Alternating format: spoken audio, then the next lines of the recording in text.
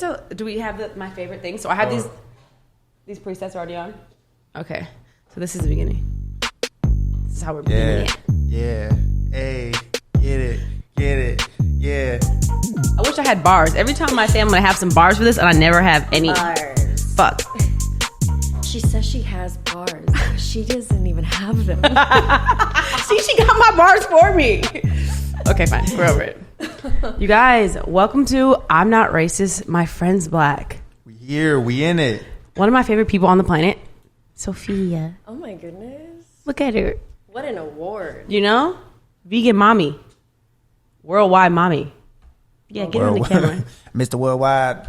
Say hello to the people, Hi, everybody. I'm Sophia, and I probably shouldn't have my water this close to technology, so I'm going to move it. You got it, girl.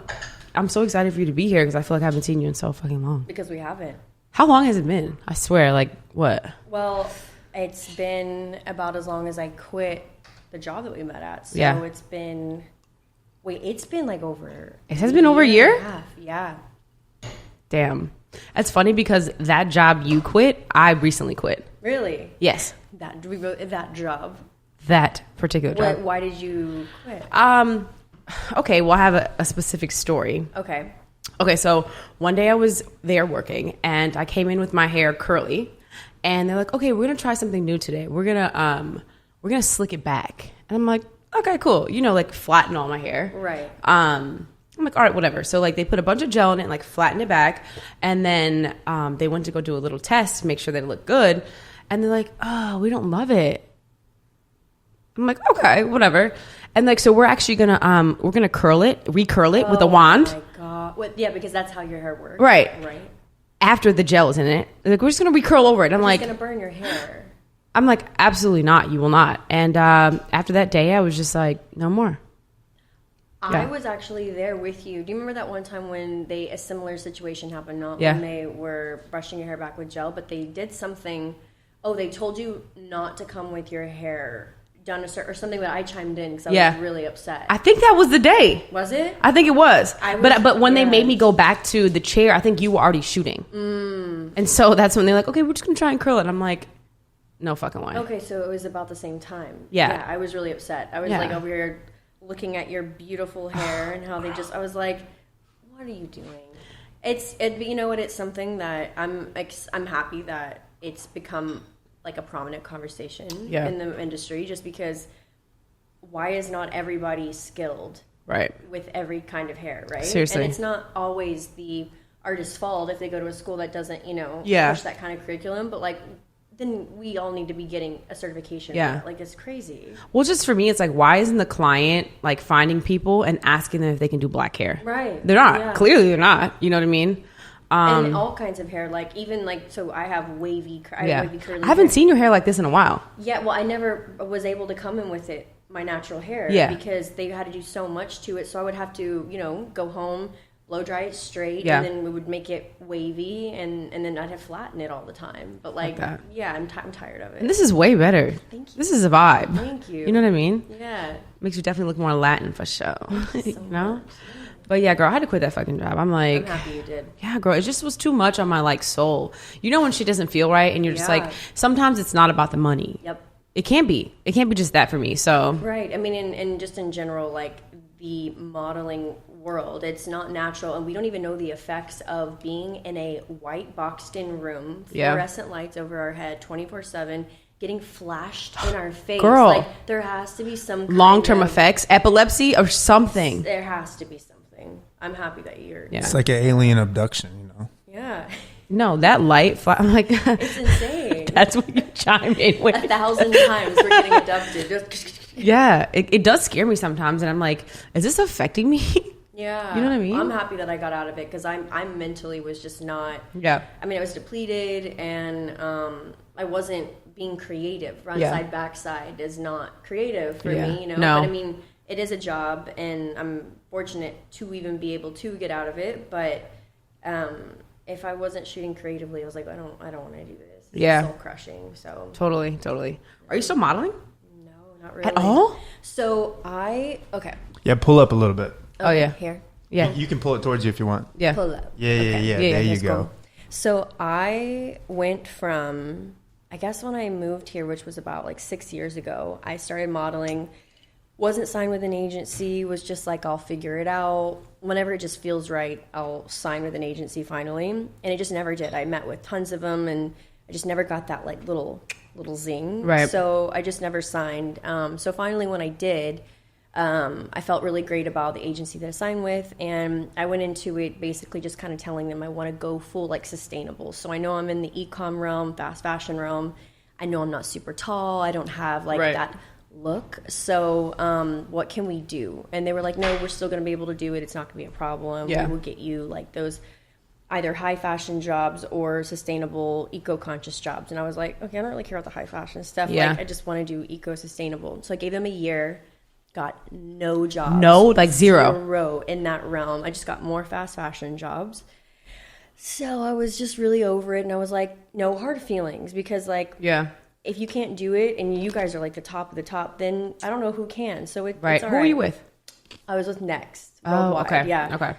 Loved them. Like the team, everybody there. It was just, I think it was a lot on everybody. Like it's stressful to try to get someone a job that like doesn't want them or that doesn't exist. And so it was cool. I was like, no hard feelings. So I left. So that prompted me to go down the whole like path of eco-sustainable conscious brands. Like I would be open to working with just them, right? Which don't happen all of the time. So if I do now, it's like maybe once every 3 months I'll do something. Yeah. And it means more to me though. But essentially I said goodbye to a huge paycheck. Like I just overnight was like, what are you going to do? You know? So I figured it out. I love food. So I just went full 360 into that and I was super happy. Yes, girl. Yeah. I think the last picture I saw of you modeling was like, I think you had like on a red trench coat. Yeah. So that was for Vondi shoes. So she's incredible. So she's, you know, super vegan, eco-conscious, cruelty-free. All her makeup is? Yeah. Oh, I didn't even know that. I just love her. She's the OG though, but doing it before anybody was. Right. So yeah, she started her own shoe line and I was fortunate enough to, you know, be a part of that. And that was like their first job after I quit like my my agency. So I was like, really grateful. Nice. Yeah, that should look good, girl. Thank you. It did. It's like the classic debate of the money or what I believe in. And it's always the biggest checks from like big oil that's destroying the environment or whatever. I remember like cheat codes. One of our biggest checks was like DiGiorno's pizza, and there was like 100 people Trash there. Ass food. It's insane. I mean, they, you know, it's like there's a very few companies that when you funnel it all the way up, they might have like a name like DiGiorno or like, you know, just different products, but it all funnels to like 10 major companies, and they are ruining the planet. So 100%. We're in this little like game for them, and it's hard to kind of like navigate yourself out. But if we can at least make strides in that direction, that's what it's about. Because we're now having to like figure out how like consumerism actually works here, and like try to, you know, work our way around that. But it's hard. But it's rewarding. And it's weird when you're an artist or an influencer, because the whole idea is every time you do a shoot or you do content, it's like, oh, I need to wear a different outfit. I mean, they're going to judge me if I wear the same outfit from before. So then what are you going to do? You go to ASOS or H&M or Fashion Nova or whatever that they update their styles like every week, but you know that it's cheaply made, probably most likely. Cheap and like killing the planet, and also the people who are making it are also dying while making these garments. Like no one wants to think about that, but like, so I was in fast fashion because I was like, well, I don't wear fur, suede, leather, feathers, you know, whatever. Because even when we're working, you wouldn't? No, wow, I never wear animal products. Yeah. No matter what. Even like if it was a styling product that wasn't sold, like just would never wear it. Oh, wow. But then I was like, okay, I learned more about it, and I was like, plastics and fast fashion materials that are made of like rayon and polyester and like acrylic are just as damaging because they're made from plastics. They're terrible for the environment. They're cheap price point because they are awful and they shouldn't be on our bodies. They're toxic to our bodies. So when I realized that, I was like, I was just over it, and now I wear mostly vintage everything. I don't care what it is. I won't walk around with fur or whatever, but I wear vintage leather boots, and nobody can tell me anything because it's better than a fast fashion vegan PU, vegan boot that was mass produced at 500,000 quantities, produced X amount of toxic runoff. It's just better. Yeah. Have to put your ethics aside sometimes for like the greater good. So do you think though, and I'm just playing devil's advocate, do you think maybe, because obviously we're more fortunate than a lot of people, right? Because of what we do. Do you think it's easier to do that because of where you are now? Well, yeah, like it's a privilege to do anything that like I've gotten to do. And so like I feel, because we are so privileged, majority of people here in LA, like in our circle, we have the choice to make those choices. Right. Because if we have them here, there's people who would die to have those options. Like I would die to be able to go to a Wasteland, which is like a vintage shop, or like any of these, super cool consignment shops and get this stuff, versus like someone's in the middle of America and just doesn't have those options and only has like A or B. So it is like fortunate, but also these items are even sometimes cheaper than the fast fashion items. Totally. So like it's a privilege, but also it can be super doable, like budget friendly. Yeah. And I don't know a lot of information about this, but one of my friends, she's super into fashion, like she makes clothes, and she was telling me that it costs a lot of money and it's kind of really bad for the planet for the amount of production that like Zara does. Do you know what I mean? I guess I don't really know. Terrible. So like, I mean, you talking about Yumi? No. Actually, my friend Maria, she was telling me that like, these companies are making all these clothes, but it's super bad for the environment. I don't really know how. Well, fashion is, I think it's the second largest pollutant on planet Earth. Interesting. So like it's industry. It's terrible. So you have to think about like, okay, for example, I always like to give the example of leather boots, just because you can have like a vegan leather boot or you can have like an animal leather boot.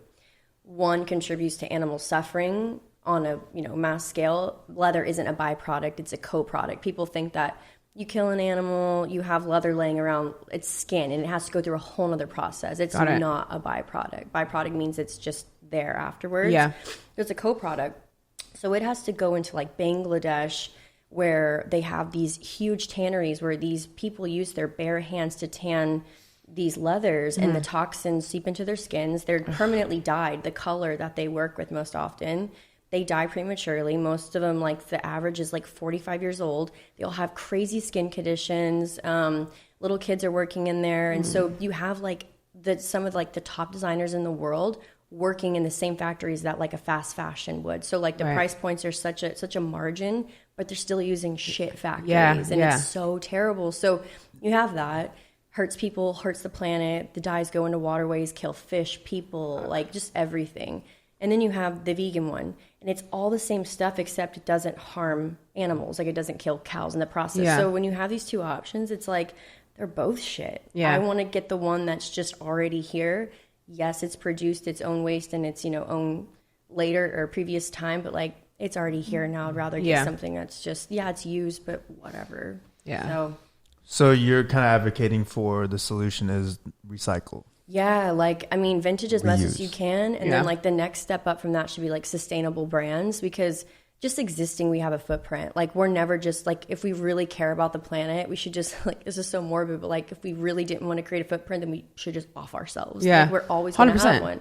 So, like, it's about trying to find that balance. So it's just, I think, vintage, like, things that are already made, not secondhand so much, because that's, like, the next step up from that. But, like, true vintage, then like secondhand, then sustainable, and then after that just trying to if you have to buy something that isn't any of those, just keep it for a long time. If you can. But I mean, that's just not lasting for a long time. It doesn't, exactly. The quality's terrible for sure. So it's like the crazy dilemma when you're in the industry and you make money from the industry and then you realize its negative effects. Like I'm a big basketball fan, and it's like they make so much money from China, and there's like all this crazy stuff going on in China, and none of them are allowed to say anything about it because they know that their jobs will be in jeopardy to do it. So I could imagine if you're a model or you're in the fashion industry, there's a lot of pressure to, hey, you're on the shoot, like we're paying you X amount for the day, like just put on this fur jacket, like shut up, just do your job, So 100%. I mean, I got asked like to do Fashion Week. And they were like, well, it's not a lot of money, but it'll catapult your career. This last September? The one before that. February. And they were like, well, and you could just, you'll have to wear something that's like an animal product, but like it'll catapult your career. I'm like, I'm done with making those sacrifices. Like I don't need to. But even beyond that, Sophia, it's like this, like an opportunity. Like I tell people all the time, like modeling for me, like it's very superficial because it's like, yeah, I've been awarded an opportunity to, you know, model clothes because I'm pretty. But in the grand scheme of things, beautiful. I love you. But in the grand scheme of things, it's like, is that what I really truly want to represent? Is that who I am? Right. No, that's more of like a stepping stone. Do you know what I mean? You have to couple it with something. Otherwise, 100%. It's empty. It's like, it is. We are human beings. We're not mannequins. Yeah. And the fact that like, it's just so transactional. We hire you to put these clothes on, look good. Like, I want to know about the person wearing the clothes. I want to know about their story. Yeah, how exactly. different they are, like how imperfect they are. Yeah. Like, that's what I think is cool. And so since we're not there quite yet, like on a mass scale, I feel like though, and just in general, if everyone boycotted the things that we don't agree with, maybe like, you know, basketball, things with like China, like if everyone was just like, we're all going to take a seat on this, they are forced then to change because they can't go a day without making money. Like literally one day would be catastrophic to any industry. So and it's like, y'all make so much fucking money already. Like one day, like... It's disgusting, yeah. How much money do you need? I always think about that when I see people like, you know, even just Jeff Bezos. I'm like, how much money do you need? You know, it's like I do believe that people who, you know, work really hard and are innovators are well deserving of, you know, making their slice of the pie, but it should funnel into doing even more good for the world. If you're sitting on a pile of money and doing nothing with it, then you're sitting on a pile of money and doing nothing with it. So literally. Yeah. Is there like alternate for, like, say for example you have cars and you have gas cars and then you have somebody like Elon Musk who is doing it in the capitalism way of like, I'm going to create the greatest company for electric cars, and by doing that it'll impact the environment in a positive way. Is there something like that could happen with the fashion industry? Like somebody, because I've seen there are some products that have been coming out that are kind of like innovative materials or whatever they are. Is that something that like the Elon Musk of fashion could come along and then like lower our carbon footprint, for example? 100%. Like there's so many things like that. Like I drive an electric car. I try to do anything I can. And instead of getting the Tesla that I really wanted, I was like, I have the chance to reach so many people and show how affordable this can be. So I got the Nissan Leaf. I really wanted the Tesla. Yeah, I used to drive that one too. Yeah, I love it. But I was like, this is what, you know, like price point wise, like most people can afford. I went like looked at the average and I was like, this is what I'm going to do. What kind of range you got on that? 150. Okay, cool. Yeah. Nice. I used to drive it like 4 years ago and it was like 95 like on a good day. Yeah, so you're punching it. It's good that they keep innovating the technology. So there's that, and then there's also like where, you know, and then people like to point out that and go, well, they still create lithium batteries and blah blah blah. Okay, big picture, guys, nothing is perfect. We have to go, what is creating 1/100th, 1/1000th of a footprint, and we got to go with that, and then move even more in the other direction. So like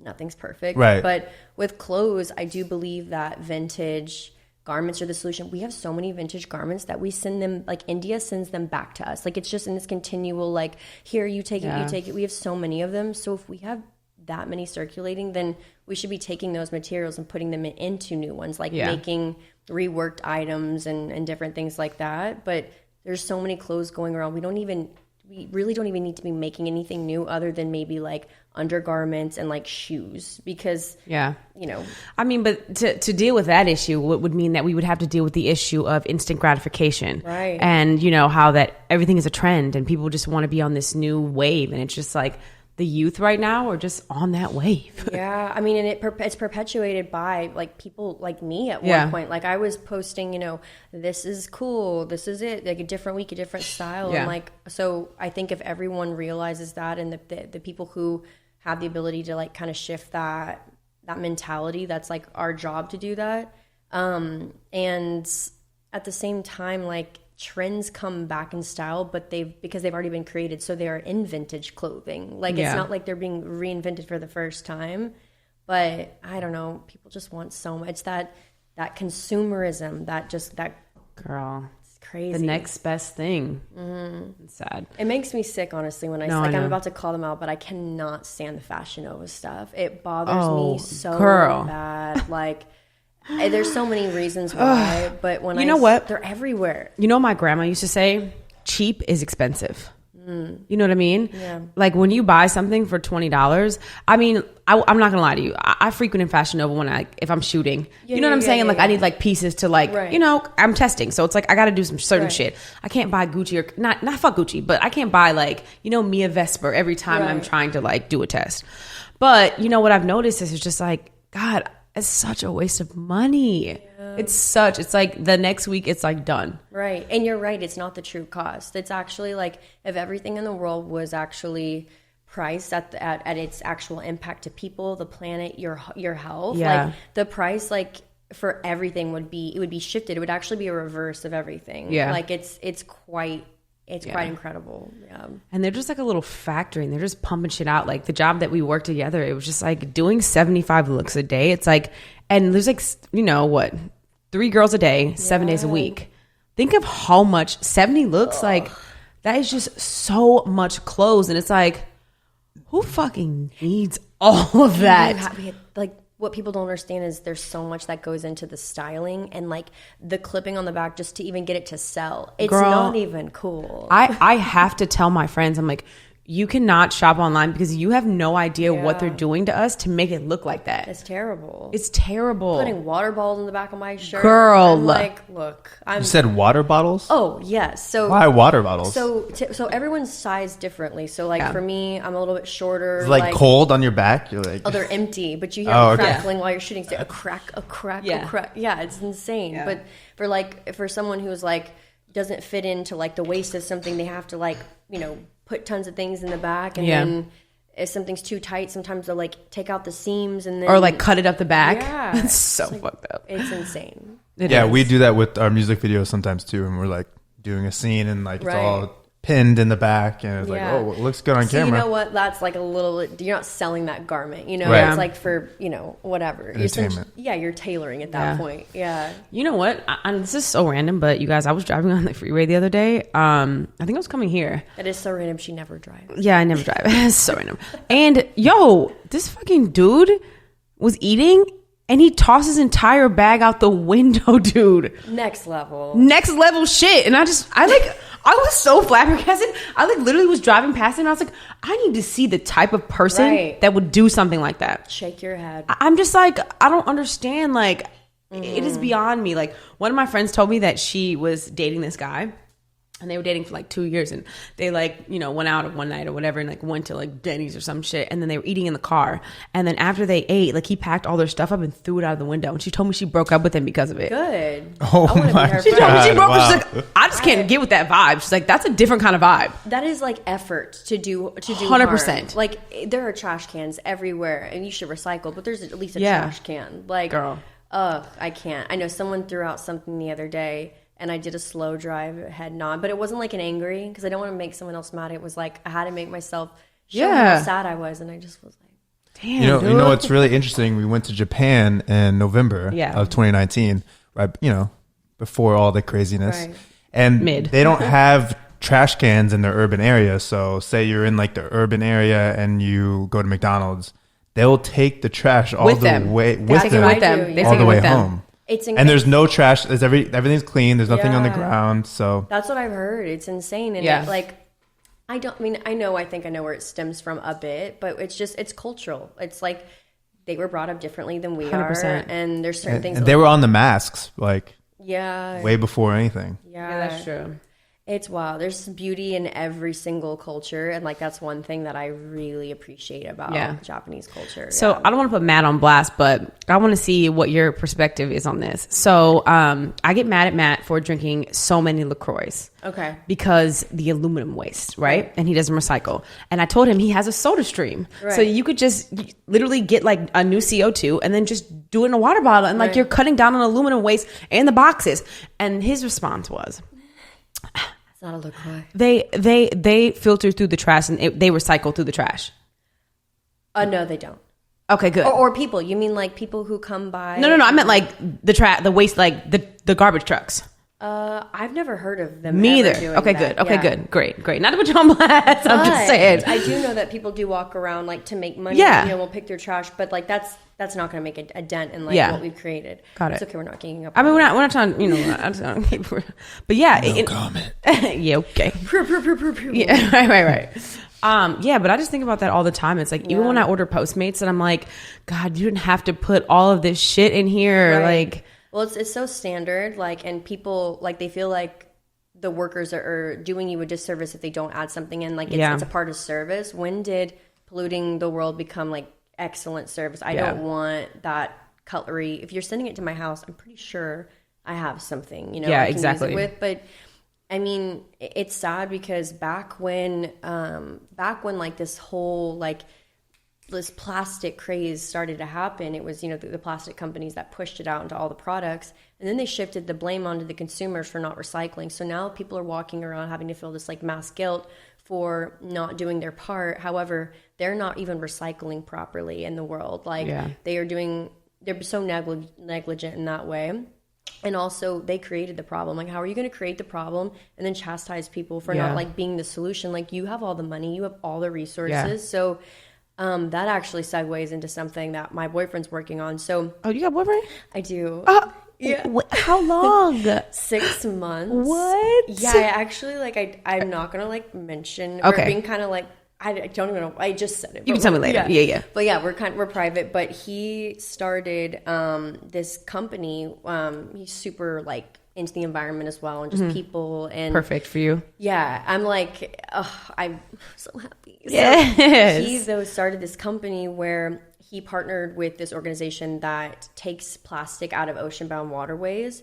And then not only just removes it, but creates it into something that like is good for somebody. Yeah. So they fractal this plastic up, condense it with pressure, and create bricks for people who were homeless and create homes. So like, what in the world? And what in the world? Yeah, so all he can do this because he has created a water bottle that or a canteen that each time that you purchase one of the water bottles, it takes out X amount of plastic from ocean-bound waterways and then creates these homes. So like, it is just incredible what he's doing. So what's the name of the company? My One Movement. My One Movement. Yeah. Okay. And I love it because so it's about to launch. It's about to go live pretty soon. But right now we're just doing like email signups, and for every follow and every email that we get, we remove one plastic water bottle from. Oh, did you say we? Yeah, we.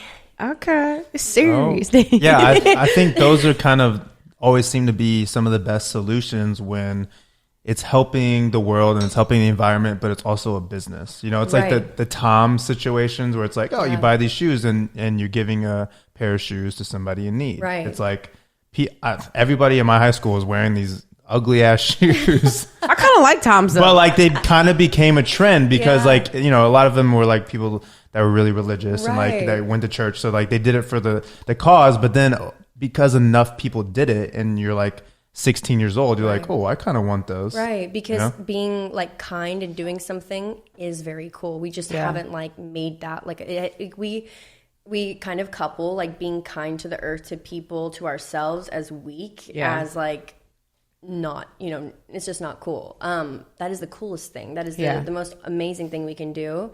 We should champion those kinds of people and those businesses, even if we don't think they're cute or, you know, whatever. It's like at least they're doing something. It brings unity too. Like people all kind of get together, feel like we're doing something, and it creates community around something. So yeah, he did this and I got on board, and I'm super excited because we just really want to put an emphasis on conscious consumerism. So we're always going to consume things. At this point, we've just kind of started this like train and we can't really stop. So instead of just buying, feed into companies that actually give a fuck about you, the people who are making them and the planet. And like, if the people in the process, like, you know, make money, let's make sure it's the people who actually care that are making money. So just putting your money where you want to see the world go. Yeah. So for sure. So these are like canteens. Yeah, water canteens. So he, you know, he basically was like, I'm not trying to reinvent anything. Everything gets so advanced every single year. You have a new this, new this, new this. The water canteen is perfect the way that it is. So there's nothing other than like, you know, the lid is really, there's a lot of like little unique things about itself. Like it's made from recycled silicone. It's really cool. But he's not trying to reinvent the water bottle. It's just like, let's have something that's really cool, that works really well, that's sustainable, that helps people in the process. Yes. Yeah. Okay, boyfriend. I know, we'll talk later. Yeah, we will. For sure. But I want to talk about your cooking, because I've been watching you for a while. I've been watching you for a while. Yes, girl. So I've been literally, I was telling Matt the other day, I have been trying literally, Sophia, everywhere to find oyster mushrooms. Where am I? Oh, I know. Yeah. What's up with that? I can only find them at the farmer's market, really, ever. Got it. Okay. There's the Santa Monica Farmer's Market here, and they have like this mushroom kiosk, this tent. Is it on Hollywood Boulevard, that one? Do you know which one I'm talking about? So that one's incredible, too. On Sundays? Yes. Okay. That one, and then Santa Monica. So West Hollywood? Venice area.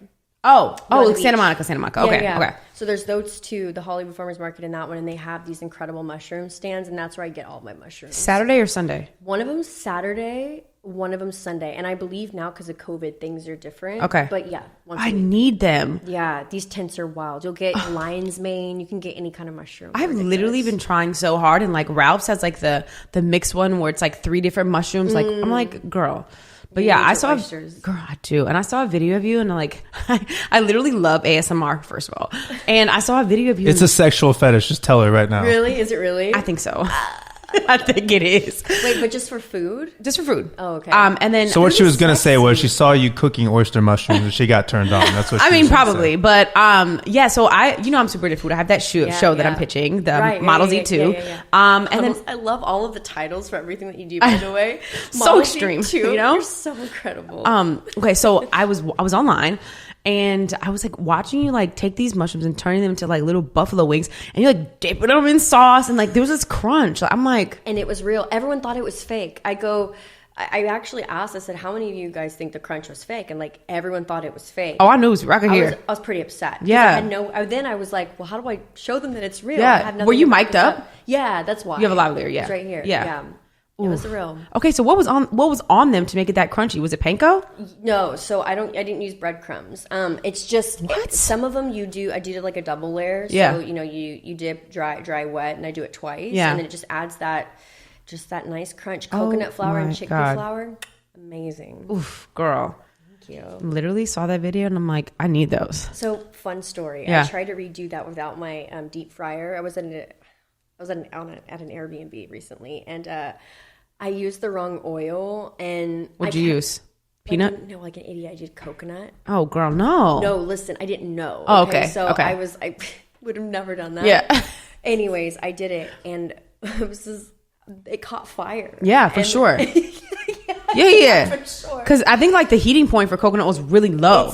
It's like moderate, but like it's still, you can't fry with that shit. Anyways, so you can't fry with coconut oil? No way. Learning something new every day. Or olive oil, super low, by the way. Right. You want to do like canola, obviously. You can do peanut. Yeah. You can even like do like mid-high for grapeseed. Yeah. It's not great for even for frying. For the fumes that are releasing. Right. Yeah. So it oxidizes. You can't. But anyways, I was so tired, and I really just wanted my mushroom wings. I screamed. It caught fire, and he literally with the fire extinguisher in our Airbnb had to like, and he hasn't tried the mushrooms since. So I need to actually make him some. Please let me know when you do. He's so scared now. He's like, what the fuck are you doing? Girl, I will literally come pick them up. I was just like, I literally have been thinking about them like so long. They're incredible. And I made that for the video, and there's a few ingredients that I didn't put in there because I'm saving it for my cookbook, but I'll put those in there for you. I make ones that are kind of like ranchy in the seasoning. Oh, girl. So good. What's the cookbook going to be called? Yeah. Elbows on the Table. I like that. Thank you. I love that. Because we got no manners. We don't care. Exactly. We don't give it. We don't give it. Yeah. Ow.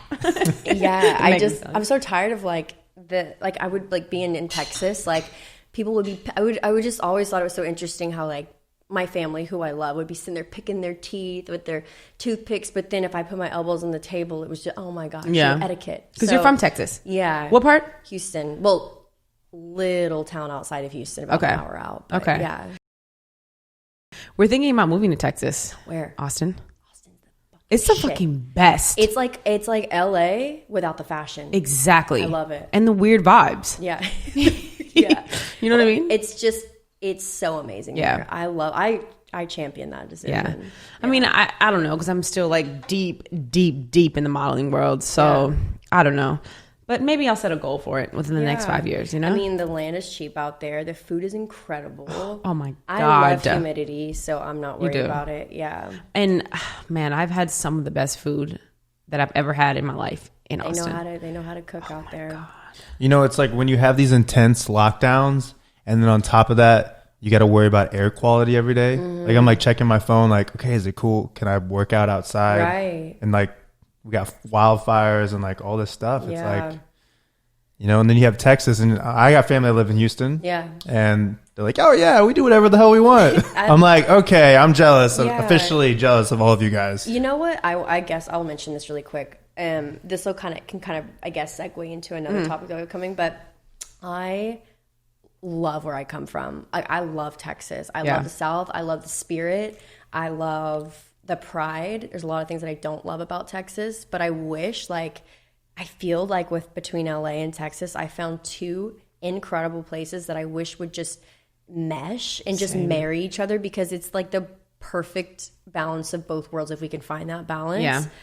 I freaking love it. So anytime that I go back to Texas and I'm around like my super Southern family, I try to like just imagine what that would look like. And by me just kind of being me, kind of give them a taste of what that would look like. And I think if they have a family member who's kind of this way, they're more apt to like appreciating and welcoming it. Otherwise it's very like walls up. Totally. I love Texas.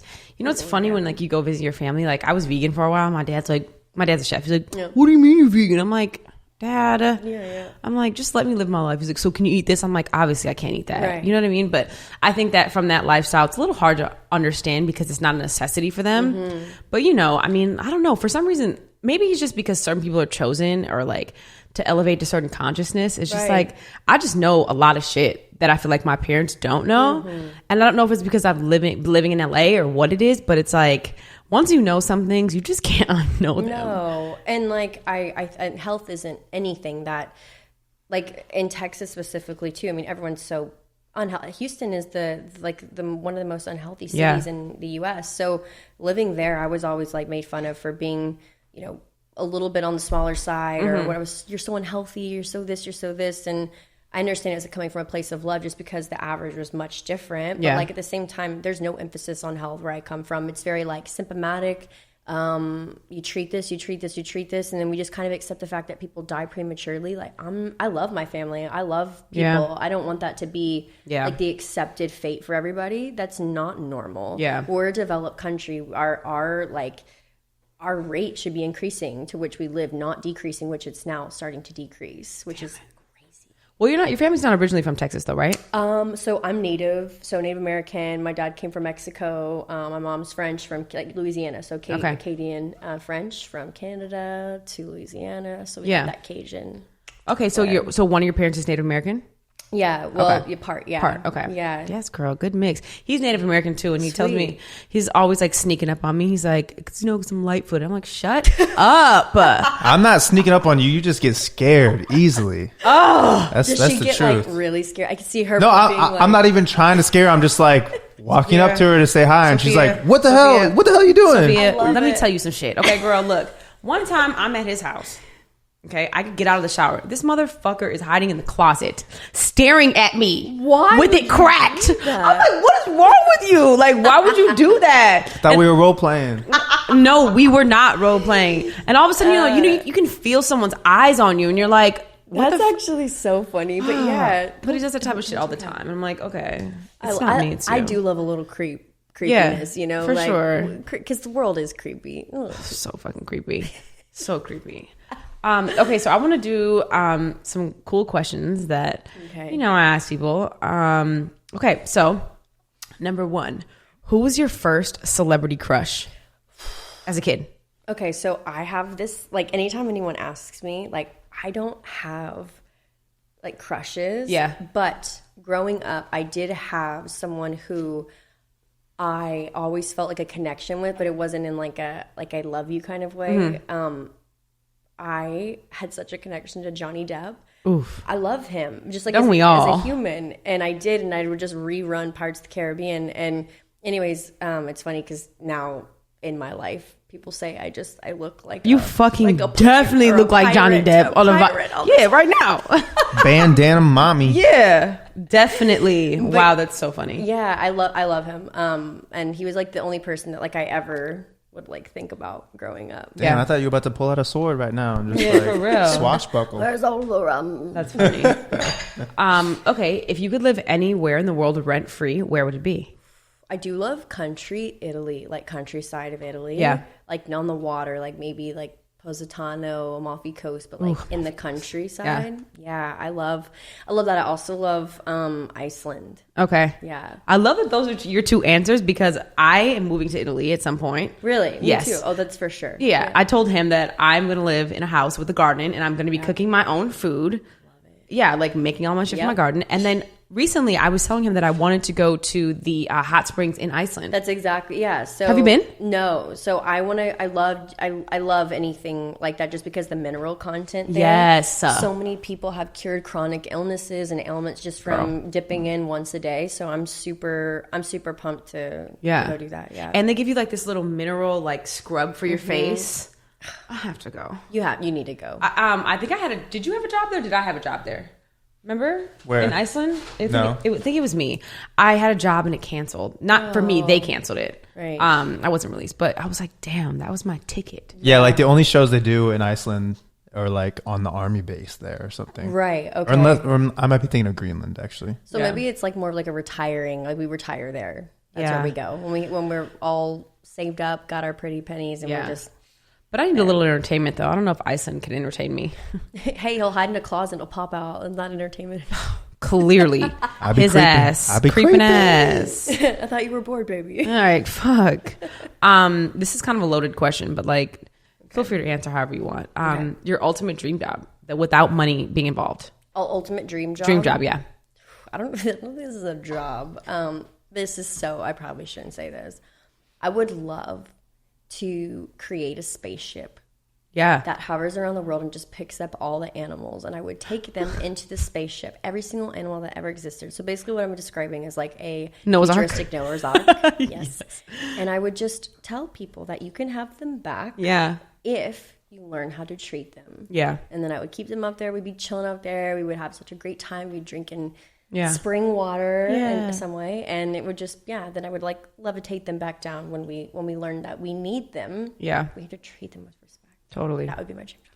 Yeah, I've definitely. My mom was raised Muslim, and so she has never eaten pork. She does not eat pork, and after I started realizing, like, low key, like pigs are kind of like dogs. They're more intelligent than dogs. Yeah. And I'm like, damn, do I want like a little baby pig? They're so sweet. Just to be around. They're beautiful beings. Yeah. They're very clean. Unlike what people like to say about them, they're very clean. Yeah, they're very sweet. And beyond the intelligence, right? Like just everything is sweet. Sometimes, like even if something didn't have the highest level of intelligence or whatever, that doesn't mean it doesn't feel the same ways we do, because that's beyond consciousness. That's something that is not tangible. We can't see, but like that's even sweeter. You protect something that is smaller and meek, and you can teach it something. I think that's even more beautiful. Yeah, I agree. Yeah. Okay. Your favorite vegan clothing brand? Ooh. Okay, so I love Rombot shoes. Have you seen them? No, I have not. Okay, what's it called? Rombot. Okay, Rombot. Rombot Official, I believe is what they are. But they have really cool boots, tennis shoes, sneakers. They're like a luxury, like one of the first like luxury brands that I could get behind that was vegan. Yeah. So I love them. For clothes, I mostly just wear vintage, but I really do like Everlane. I feel like they're doing a lot of really cool stuff. I really love their basics. Yeah. Really cool. Do you have a favorite vintage shop? I just love Depop. Depop is really cool. There's another one coming out called Wardrobe. Okay. But basically instead of just buying a vintage garment, you can rent it. So like something that might be $1,000, you can rent for like $40 for a week, and then you send it back, and it just perpetuates this awesome cycle of like reuse. Yeah. And so I love that. And then I also just love, we are so fortunate here to have the vintage markets like Rose Bowl, Flea Market. So good. Are they still doing that? No. I'm sad. I was like, guys, like tell everybody when you're coming back. Please do, because that was was at least the best. your vendors, so we can support them. So well, you can hit up like Wasteland, you know. I love Wasteland, yeah. Wasteland, I found the most amazing Dior wrap skirt at Wasteland. I'm like, have you worn it? I want to see what this looks like. I haven't worn it. Because I'm just, I wore it like once, but I try not to take too many pictures. I'm like, I didn't do it justice.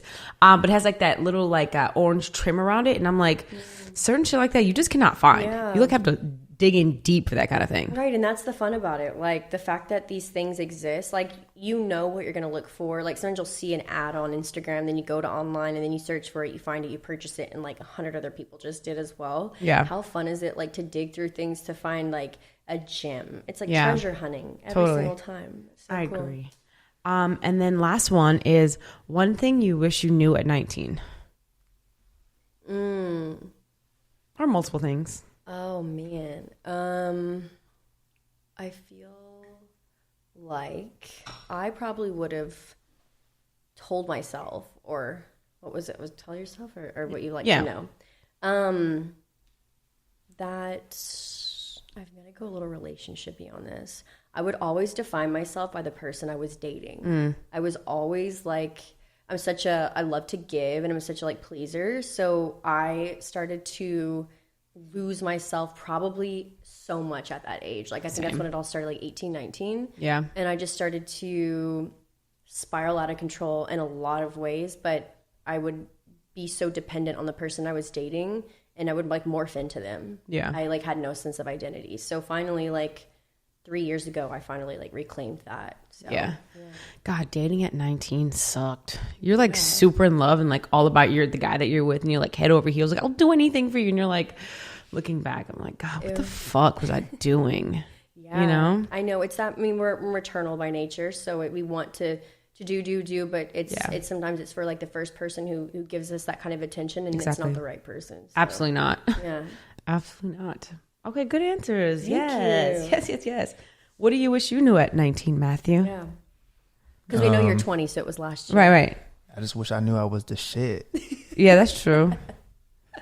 I like that. I know now, but I'm trying to think of what mine would be. I guess I would have told myself to save a little more money and stop doing the most. You know, and just like stop buying shit.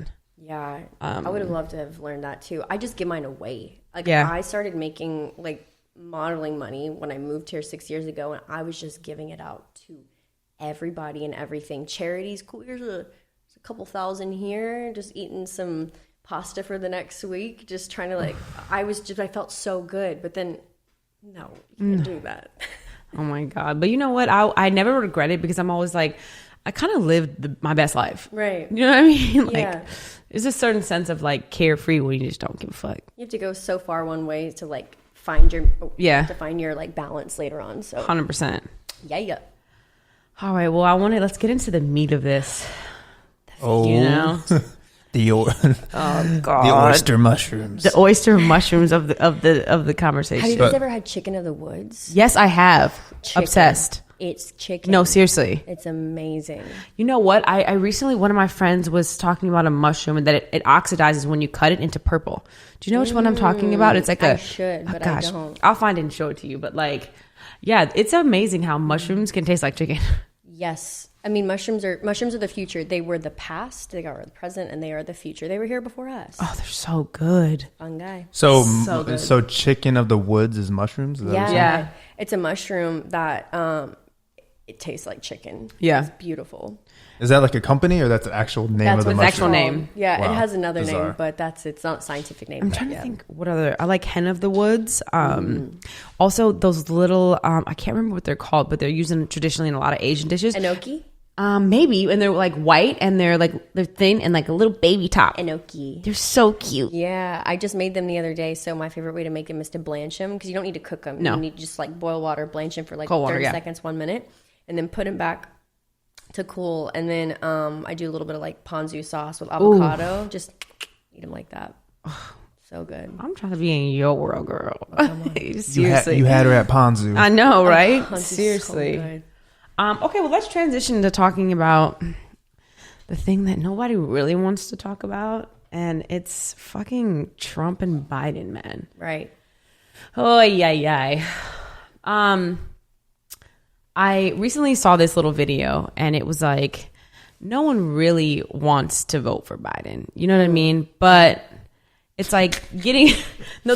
I'm sorry to start. It's so sad. It's so sad because I feel like in 2016 I saw so many more like Hillary signs and like stickers and stuff, and like I mean, we live in California. You would think just driving around you would see Biden. I've seen nothing. I've seen nothing. I see nothing too. It's crazy. Which also kind of worries me because we have extremists in every which way, left, right, up, down, all around. So people who are just so prideful that they're like, well, if it's not fully what I want, then I'm just going to not be involved, not realizing that they're hurting, everybody else at the same time in themselves. So yes, I'm a little worried about that too. But I am interested. I really want to dive into this because this is super important. And the things that no one wants to talk about, we should totally talk about even more. Talk about it.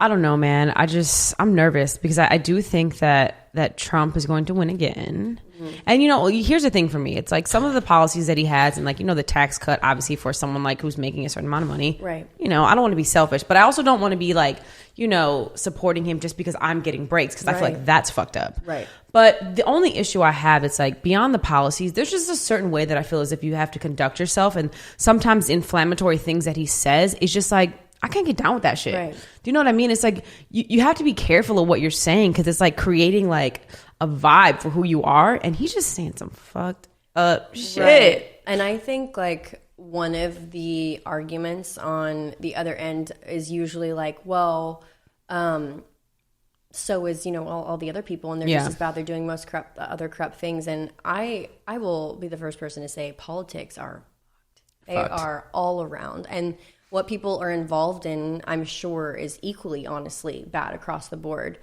My thing is, I don't support the system that we've created. Yeah. I don't support what it was built on, what it stands for, what it upholds, what it protects. It protects industry and corporations and all of the wrong things. So I don't agree with it. The best case scenario in my world would be for us to throw out something that's so outdated, and start anew. And for a lot of people that's scary and that's not American and that's unconstitutional, but that's exactly what it is. It's not constitutional. I don't believe that at this point the Constitution is outdated and in itself is unconstitutional for the world that we're living in. So because I know we're not going to get there right away, if ever, then I have to support the person who was most supporting everybody else at the same time. Yeah. And the problem is we don't even agree on what's real anymore. If we can't even start at like a starting point going, this is the reality of the world, then how are we ever going to have a conversation with people? At this point, people think blue is green and green is blue. Like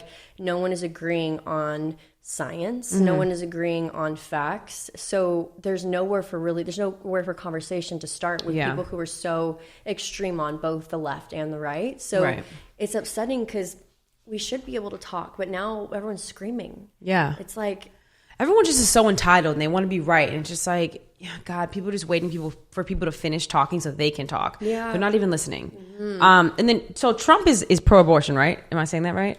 No. Pro-life. Pro-life. I don't think he's like super outspoken on either side, but I mean, Republicans are more pro-life. Right. Yeah.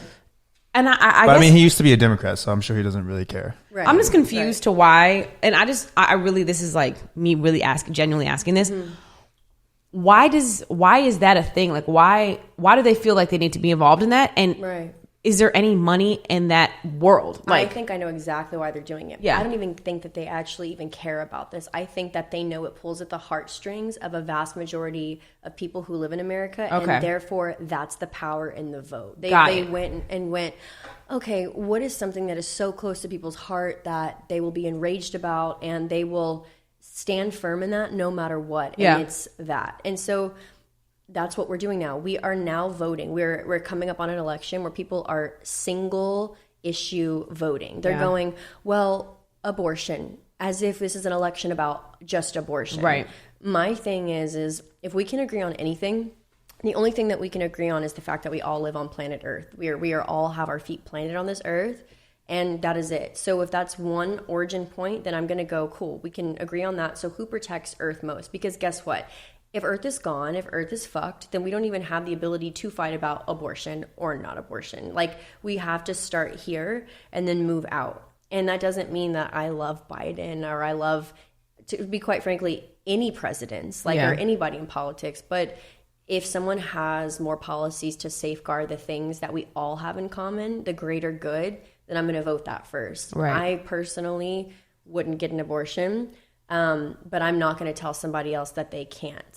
Just the same way as, you know, I'm vegan, but I'm not going to go take a hamburger out of someone's hand. Sometimes people have to do certain things to realize that they don't align with it. But how are you ever going to learn if you really don't go through those experiences yourself? Like, no one's perfect, but I would never get one. So, I think, and then that's a tricky thing. Like, you know, people ask me all the time, like, well, if you don't believe in it, then why do you protect it, you know? But it's not my choice to make. And at the same time, I value all life, not just human life. So, well, it's just interesting that even has to be a conversation, that people even have to say that to other people. It's like, listen, I don't even feel like that has to be even said. I feel like that should be some information that you and the doctor, or you and whoever you decide to tell, you know what I mean? And I just think that they're just diving too much into our personal lives. It's like, what is the purpose? And the numbers that people talk about, what is it, 30 billion babies have been aborted? Right? Like in the history, or since we've been like documenting, is that is it each year? Or is I don't it know. In that's a lot though. Right. So I always like to say, well, in about 5 days, that's how many animals we slaughter for human consumption. In 5 days, we're talking about a history of humanity versus 5 days of a different species life. Like, okay, so it's just about human life. Like, I can't do that. And that's not even including sea life. That's just land animals. So, yeah, girl. And then sometimes I like to get on a tangent of like, okay, so like, what if like a young girl who's like raped by someone, like, and she gets pregnant, and I'm like, damn, like, I don't want to ever have to tell her she has to keep that baby. Like, if she truly doesn't want that reminder, like, I can't make that decision for her. Right. So I don't know. I just feel it gets weird. It's a slippery slope. And also, again, we're focusing on one thing. Yeah. And it's like, there are so many other issues. And if the people who are safeguarding, like, pro-life, if they really cared about life, then they wouldn't be polluting the planet for everyone else that already existed. You wouldn't be causing, you know, climate change or whatever you want to call it, if people don't even agree that exists, just polluting our planet. Like, you don't care about life. It is so funny to me then when people are like, climate change doesn't exist. I'm like, wait, what? Like, how are you actually living your life believing that? Like, that shit is insane to me. It's crazy when that's again like going back to when we are arguing facts and science and just reality, then, you know, it's scary because there is no origin point for us. There's no common ground for us to say, well, we don't agree on any of this, but we agree on this. There's nothing that we agree on with a lot of people now. So it's dangerous. And everyone's living in their own ideal reality. Like, it doesn't exist. Well, I would love for that to be the reality, but, you know, it does. And even if people don't believe in climate change, I would completely throw that out and say it's still not healthy to pollute our planet. If you don't believe that it's that is causing this, then you can at least agree that this is terrible. And if you don't, then take a spoon and shovel your mouth and what you're polluting into the waterways, into the air, and eat it. And tell me that it's just as fine. So how do you feel about Governor Newsom's new proposed bill? I don't think it passed. I think he's proposing it, but by 2035 in California, the state of California, no new gas-powered cars will be allowed to sell. Gas-powered cars. I think that's awesome. Yeah, I'm with it. Like, and I was just in Texas recently talking to one of my family members, and they mentioned, which I love them, but they mentioned like, oh, it's so idealistic the way that the left believes, or the innovators of these days. Every single thing that we have in a room now was idealistic at some point. Don't be the person that goes, oh, that's idealistic, that's never going to work, while you're doing nothing to help contribute. Like, maybe we have to try and fail a few times to realize like what actually works. I think that's incredible. We have not taken any steps in that direction yet. So if someone's doing something, like, I champion that big time. That's awesome. So, I don't know. I'm a little nervous. But yeah, I mean, that's kind of what I brought up earlier. It's just like, you live in California, and the idea of is like, oh, there's so much nature, and you can go to the beach, and you can go hiking, and there's trees, and it's perfect weather every time, and then last month it's the worst air quality in the world. It's like, okay, something needs to happen, like something needs to change. And at the end of the day, people aren't agreeing. Like, there's things that facilitate things to have a more negative impact, right? Like, they're the actual things that are causing the main issues, and then they're the things that, you know, just fuel it and make it more intense. So when people started to talk about the fact that we're not picking up, you know, leaves off the ground and beetles and things that are combustible, yeah, that's a part of, you know, the problem, but that's not why it's existing. It's because our world is heating up, and that's the problem. So the fact that these companies don't even want to agree on that, how hard we're going to have to work to just get them to believe the reality that they know. They're just making money off it, so they don't want to, you know, come forward with that information. It's hard. So we're now having to reap the consequences of the top 10 companies in the world. Yeah. And our politicians. So, I mean, sometimes I get nervous because I'm just like, there's so much shit that needs to be done. Like, is this even possible? Like, when I look at, like, so when I go to Canada or whatever, like the GMO regulations on food here versus it there, it's so much different. Like, it's so, like, the food here is so salty, so sweet, like, has so much sugar in it. And then when you go somewhere else, it's so much different. Right. And then they're, like, wondering why, like, we have all the obesity and cancer here. You know what I mean? It's insane. Like, I grew up in Houston, where the cancer center of, like, what is it, Memorial Hermann or whatever it is. It's like the main cancer center. And everyone's, like, okay with that. They think that is the norm, and that is so not. Like, you step outside of that for a second and you realize, but... You know, even going like a further politically, when people say, you know, conservatives save lives and save the children and this, I can equally argue things about the left that I don't agree with. So I'm not just trying to like harp on Republican ideals or anything. But the fact of the matter is we center the highest concentration of fast food chains, liquor stores, around low income minority group communities. 100%. So if people really cared about people, we wouldn't be doing this. But this is systematically set up to where people have a disadvantage. Yeah. And that's not just for minorities. It's low income just happens to be majority minority. So we don't, from the beginning, we are setting the race up. Yeah. It's I mean, there's no Whole Foods and Trader Joe's in South Central. No. At all. There's nothing. I mean, there might be like a, what's the one that starts with an S? Sprouts. Sprouts. Right. There might be a Sprouts close to there. But when you have like a Church's Chicken and a liquor store and like, I mean, and then when the poverty level is so low and like the income level is so low, it's like, who is gonna want when you know someone has 5 kids? It's gonna want to fucking go buy something at Whole Foods. Right. For the same amount where they can feed the whole family 100%. At like Church's Chicken. I mean, it's not right. But then people don't realize like that creates like, you know, people being lethargic. And now it's affecting the kids at school. Now they are not motivated. Now, like, you know, they're really hyper. Now they have ADHD. Now they have all these other things that are not allowing them to function in normal society. Now they're getting disciplined. And now they're bad kids. And now their mentality is fucked up. Exactly. And it's just like this crazy cycle that people do not realize. Right. Dude. And we're not coming to terms with the fact that, again, like it stems from something. And if we just go back and we look at the inequality from the start, it's not that it just exists. This inequality just exists because some people were born poor and some people were born with more money. We are shitting on people who weren't born with a more fortunate circumstance by doing this, by putting animal agriculture centered around the communities where the shit runs into the waterways, poisons the people, gets them cancers. The air quality is just so terrible. Like, there's a reason why all those things are out of our eyes and they're put in these communities because they don't care about them. They put sprinklers on, they mix the waste from animal agriculture with chemicals and spray it onto their lawns and disperse it out because they need to get it away from them. Like, that's literally what we're doing to people. We're literally shitting on low income communities. So I recently loved, so Smithfield is like one of the biggest pork suppliers, if not the number one pork supplier in the United States and abroad. And they brought the waste, like activists, to the owner's house and put it all over his lawn and was like, well, what's the problem? You do this to everybody else, so we're just gonna like shit all over your lawn too. And then everyone like got in trouble, got arrested and stuff. But it's like, well, if we can do it to everybody else, what's the problem? So I just want Jesus to come on back and get us. You know what I mean? Just come back and get us shit, because this ain't working out. This is not working. No.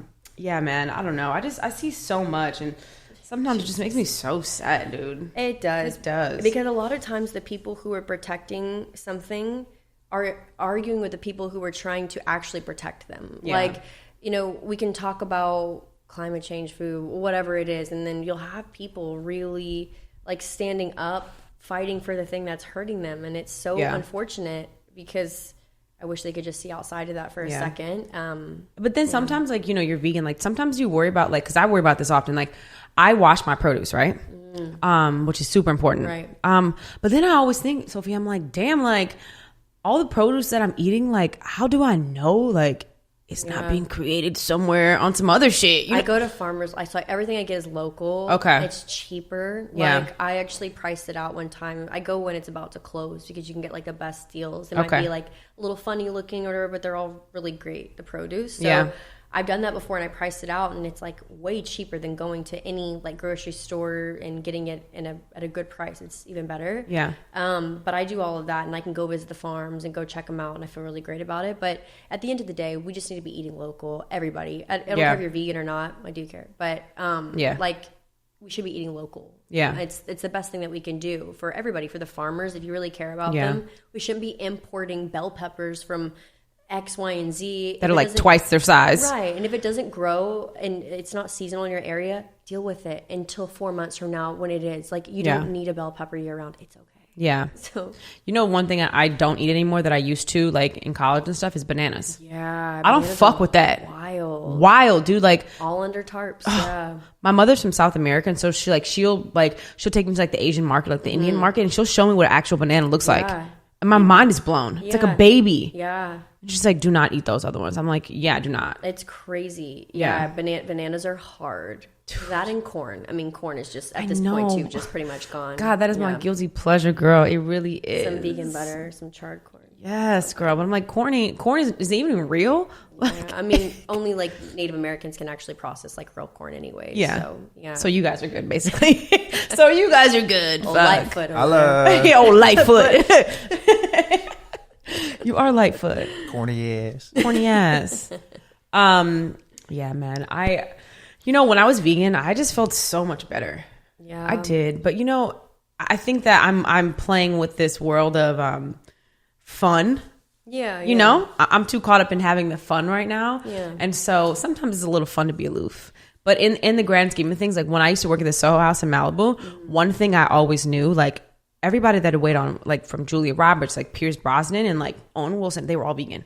Because I feel like sometimes when you get to a certain level, you just know some shit. Yeah. Do you know what I mean? And also when you realize that, like, people don't make the connection about, like, people say veganism is a privilege. And I say, fuck yeah, it is. Yeah. It's a privilege. But in that, you are actually doing so much good that can perpetuate so much more good for other people if we create the systems of, like, resource, like where resources should go. So, for example, when you go vegan, you give up basically a huge carbon footprint. You eliminate drastically. Yeah. And then the water consumption that goes to feed the cattle, that goes for irrigation, blah, blah, blah, all this stuff. Like the soy that goes to the cattle, the vitamins that go to the cattle because they aren't healthy. Yeah. So you basically say goodbye to all of that. And then all of a sudden, what was this much of just a dent went down to this.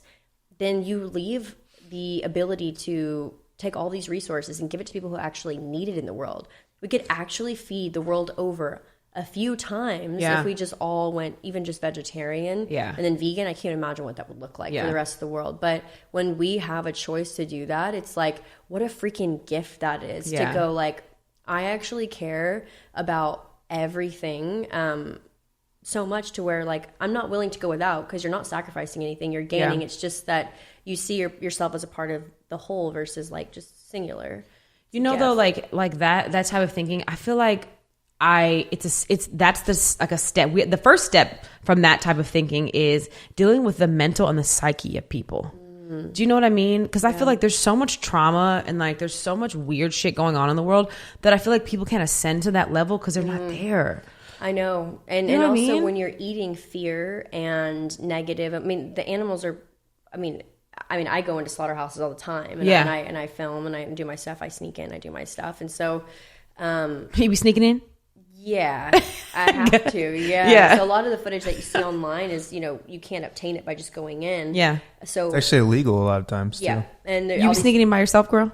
That's how I went vegan. Yeah. Yeah, I literally, so the way I went vegan, short story, is I was over everyone telling me like, oh, well, this is free range, this is humane, this is organic, this is beautiful. So I was like, okay, well, let me go see for myself. Was supposed to just make a 2-day trip with me and myself and I to go find the best organic free range farms and just basically go into one of them. This ended up being a 1.5 week long trip where I was gone, got a freaking headset, night vision headset, snuck into farms, talking about like the best, right? Like went to the back of the grocery store, Mission saw Impossible. Yeah, saw the trucks they were coming off of and was like, okay, this is the best of the best. Like they were like, yeah, it's, I can't mention names, but this is the cream of the crop. Cool. Most expensive in the store. Snuck into these farms. My whole life changed overnight. Hell is a place on earth for a species that has done nothing to us. All we do is worry about our salvation. Yeah. If we do this, if we abide by these rules, if we do this, then, we ascend. But what about when we've created what we're so scared of for a different species? Yeah. That is crazy. Yeah. And a step further, if we're not the one physically, doing it with our hands, we're still doing it with our dollar. It's transactional, but it's the same. It's an extended hand. Yeah. It's the same thing. So anyways, it changed my life overnight. I no longer cared about the things that I did anymore. My whole mission was just to educate people on this because I actually feel bad for people as well as the animals because they don't know. Yeah. So yeah. I'm curious to see what you think about this because like someone like my mother being from a different country or like my friends who are like Indian from like, Bombay, like, okay, so there's this like, the way sometimes they like in India, they don't kill cows. Right.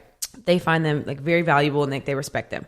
So how do you feel about like different countries and like, you know what I mean? Because for them, it's like a sacrificial ceremony and they like, they're feeding it like really great food. Like in Africa, they're feeding it really great food and they're praying and they're loving it and they're like massaging and they're loving it. And then when they kill it, they pray over it. Do you feel the same way about that? I've been to halal. Okay. So I went to Bali recently, went into a halal slaughterhouse. Okay.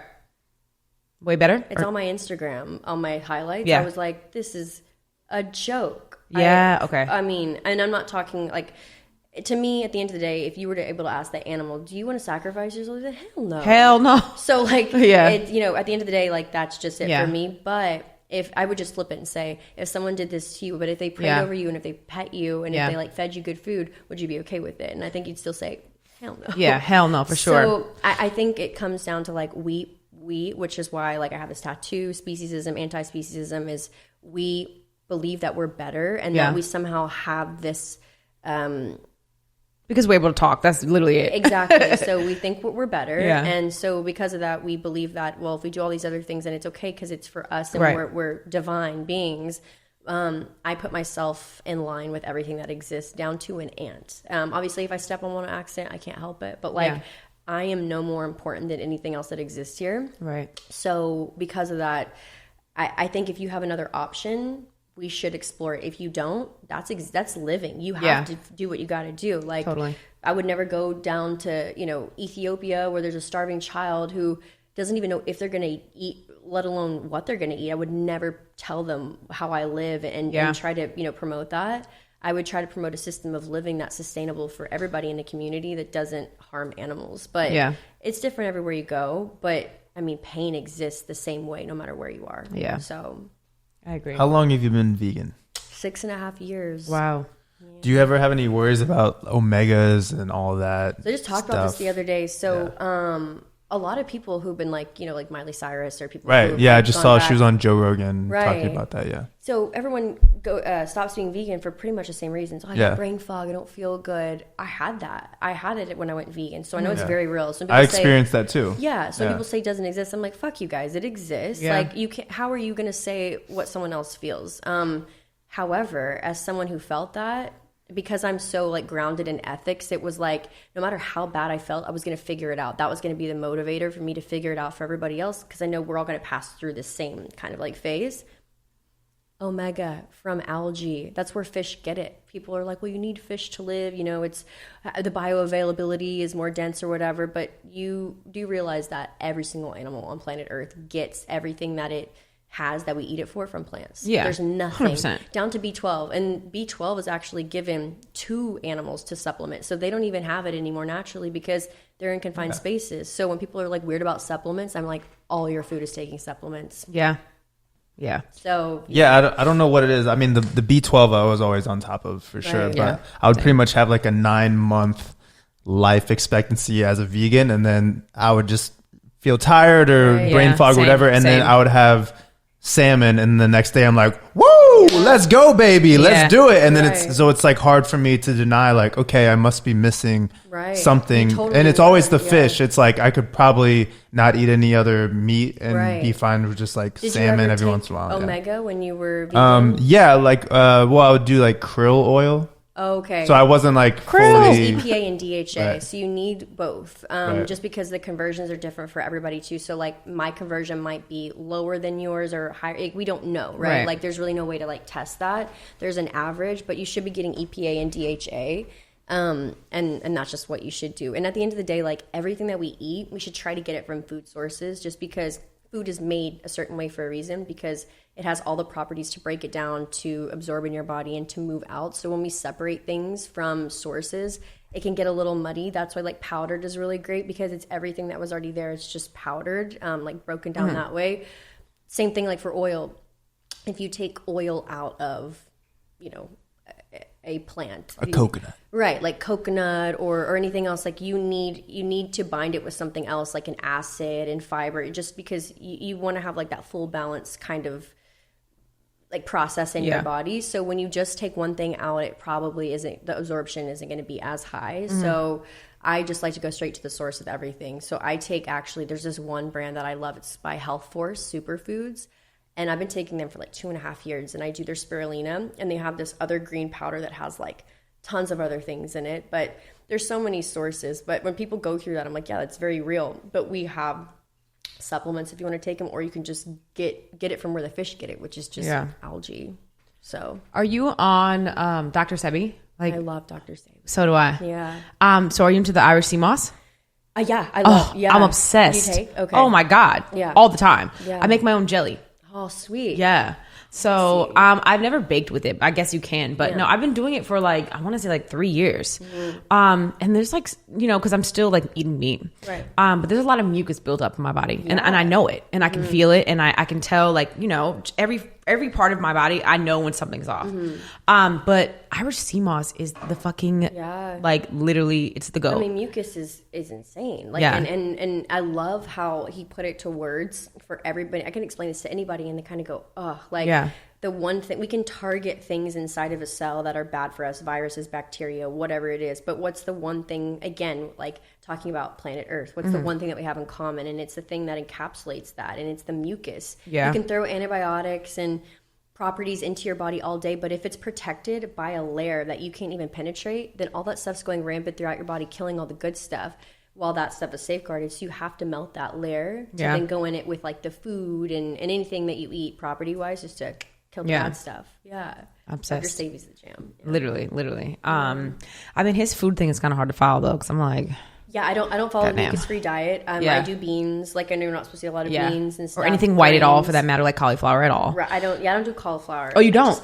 It doesn't digest properly for me. That or broccoli, I don't really love. I do mostly like dark leafy greens and lots of high fat. Like, I love fats. I do coconut cream all the time. I love avocados. Most girls, one of the reasons why a lot of girls stop being vegan is because they lose their period. And it's because they're not eating enough fat. Like, fat is good for you. When did we get so scared about fat? I know. So, gosh, what was I going to tell you? The one thing I like about Dr. Sebi is he's like, yeah, I just eat the same meal every day. I'm like, yo. God, could you imagine? I could not. When you're a guy, you just want simplicity, you know? No, my boyfriend's the same way. Like, when I met him, I was like cooking all the like pad thai and like just like going crazy in the kitchen. And he was like, I appreciate all this, but like when I go back home, I eat tofu, rice, veggies, beans. That's this one over here. He could eat the same thing every day. I love that. Oh, I do not. I don't want to eat it, but I appreciate it. Yeah. I'm like, no, I need like variety. I need like the spice of life, man. I mean, I understand, like, maybe it is, like, for the body, it already knows what's coming, so it's, like, it learns how to work with it incredibly. I mean, if you're trying to get your bases covered and you don't want to miss out on any nutrients, then it's kind of important, too, because, I don't know. But also, for me, like, just growing up around food and, like, loving to cook and, like, loving to try new things, for me, like, that, like, trying new things and eating different meals is, like, an experience for me. Do you know what I mean? Like, 100%. I find joy in that. And I don't know that a lot of people find joy in eating, and I don't think, Matt does. It's like, what about you do? Bavel oyster mushrooms. Oh my God, it's my favorite restaurant in the entire freaking world. Really? Oh my God, it's downtown LA. It's called Bavel. It is divine. Good. Yeah, they make this oyster mushroom platter with like a chimichurri sauce. Oh, I love chimichurri. I'm obsessed. I can put that on anything. Yeah, I do. I have a dish coming out like that in my cookbook too, where it's just a griddled mushroom with chimichurri and potatoes. Like you're meeting your potatoes. So good. So good, girl. I can't wait for your cookbook to come out. Yeah, thank you. Do you have a date or anything? Or no, you're like, I'm going with the flow. Yeah. I used to put dates on everything, and then like everyone would have to, keep me like accountable for that. And I was like, I don't like this. I'm just gonna do it when I do it. Yeah, so for sure. Yeah. Damn, hell yeah. Okay, well, I don't know if we should talk about Breonna Taylor, you guys. I don't know. What do you think, Maddie? Do you, girl? Do you? What it do? It's just touchy. It's touchy right now. Yeah, okay, I'll just say this. I've done a lot of research about the case. And it fucks with my brain because the media is leaving so much out. Like, for example, they said that she got shot in her bed while she was sleeping. She wasn't sleeping. She wasn't. No, because basically, like, they showed, like, the police reports and, like, the statements from her boyfriend. And the police knock on the door, 45 seconds, and it's 12:40. They both get up out of bed, and that's when the boyfriend shoots at the cops. But she was up, so she wasn't sleeping. And obviously, if he shot first, so if rounds are being fired, you're obviously not sleeping. Right. Do you know what I mean? And then after like the knocking on the door, and it's just like some things I'm seeing. It's like people get so mad when like I try to tell them the facts of this, and they're like, "Well, don't try to justify." I'm like, I'm not justifying anything. I'm just trying to keep it real that you have to realize the media is trying to create a race war right now. Oh yeah, 100% they are. 100%. I mean, like, and I don't know the specifics, like, and whoever will really know. Who will ever really know? Yes. But I do know for a fact that the media does want separation between us. Absolutely. And the reality is, there are extremists in every which way, and there are people who were very hateful and people who were, they're terrible in the United States and everywhere, but I do know that the majority of the people in this world are good, and even if they're backwards and they're ignorant, we can catch them up. Like, totally. We totally can, and it's not going to be from methods of, violence and I think there is an element of that to get attention. Like, I do believe historically that if you go and you propose legislation and you say, please, sir, we need this, and you get turned down a million times, you're probably going to get over it and you're going to be like, well, fuck you. Like, you're going to need to instill some kind of fear because we are powerful in numbers. I do believe in necessary violence sometimes, or at least, I agree. To get some kind of attention, whatever it is. But at a certain point, we have to then rally together and go, cool, now we've gotten the attention. How are we going to fix this? Exactly. What are we going to do? Exactly. I used to be, and the only thing I can really relate this to is like eating vegan. I used to just cry about the problem all the time and never give solutions. Yeah. And one of my friends actually woke me up one day and he was like, I understand that you're this is you. This is why you're existing at this point, to educate people. And it's so important to you. However, let's start coming up with solutions. Yeah. Otherwise, you're just making people feel shameful. And shame is one of the lowest vibrations you can put on somebody. They can't get up from that. You're putting that on somebody, and then they have to try to work their way up from that. And we shouldn't be doing that. So I think I want to start talking solutions. Yeah, same. So. And I think that we've gotten lost in protesting. And it's like, yeah, I get people want to show that they're down. People want to show that they can come together. But it's like, what the fuck is that doing right now? I don't feel like that is doing anything. Like if we want to start helping each other, like I keep telling my friends, like if we want to help the Black community, let's talk about how we can have a meeting and like get people out of poverty so that they're not put in these positions where they have to hold their fucking boyfriend's drugs. You know what I'm saying? Is that what was happening? Yeah. Okay. And I mean, it's alleged that she was actually holding the drugs at the time, but they have transcripts of conversations between her ex-boyfriend, who was just arrested before this for drugs. And it's just like, I'm not justifying at all. I want that to be very clear, but it's also like when you frequent in a certain energy and a certain vibe, those type of problems make themselves appear. Like that just is what it is. And so it's like, instead of like blaming, you know, anybody for this, I'm like, how can we help people, Black people, get out of a certain, you know, poverty level or I don't know, like, you know, not saying that all Black people are in the drug life, but just even that whole realm. What can we do? How can we get them out of that? Right. Do you know what I mean? I think like one thing that I hear from most of, so my boyfriend is half Black. Yeah. Okay. And a lot of my friends are full, half, whatever. It doesn't matter. And so, but anyways, they always tell me, because I at one point I just wanted to listen. I was like, I want to know, because people come to me when they want to, you know, ask about veganism or whatever, or like the food industry, and I can like give because I have knowledge. But on this, I'm like, I need to listen. I need to listen for a second as to how this feels every single day for somebody, their struggles. You know, I want to learn. So what I started to realize is that in terms of just like drugs, we have made it okay for all these other drugs to exist and to be used and, you know, slap on the wrist here and there. But for the one that was introduced to African American communities, that one is just that it's criminalized. So the origin point for which this started, like, again, we can't even agree. People won't even agree that was introduced. So we've created this issue. It's perpetuated. And now we're getting mad at people for entering into a certain way of living or you know, doing these things as if like they ever really like had a fair chance. So I think, though, it is the victimized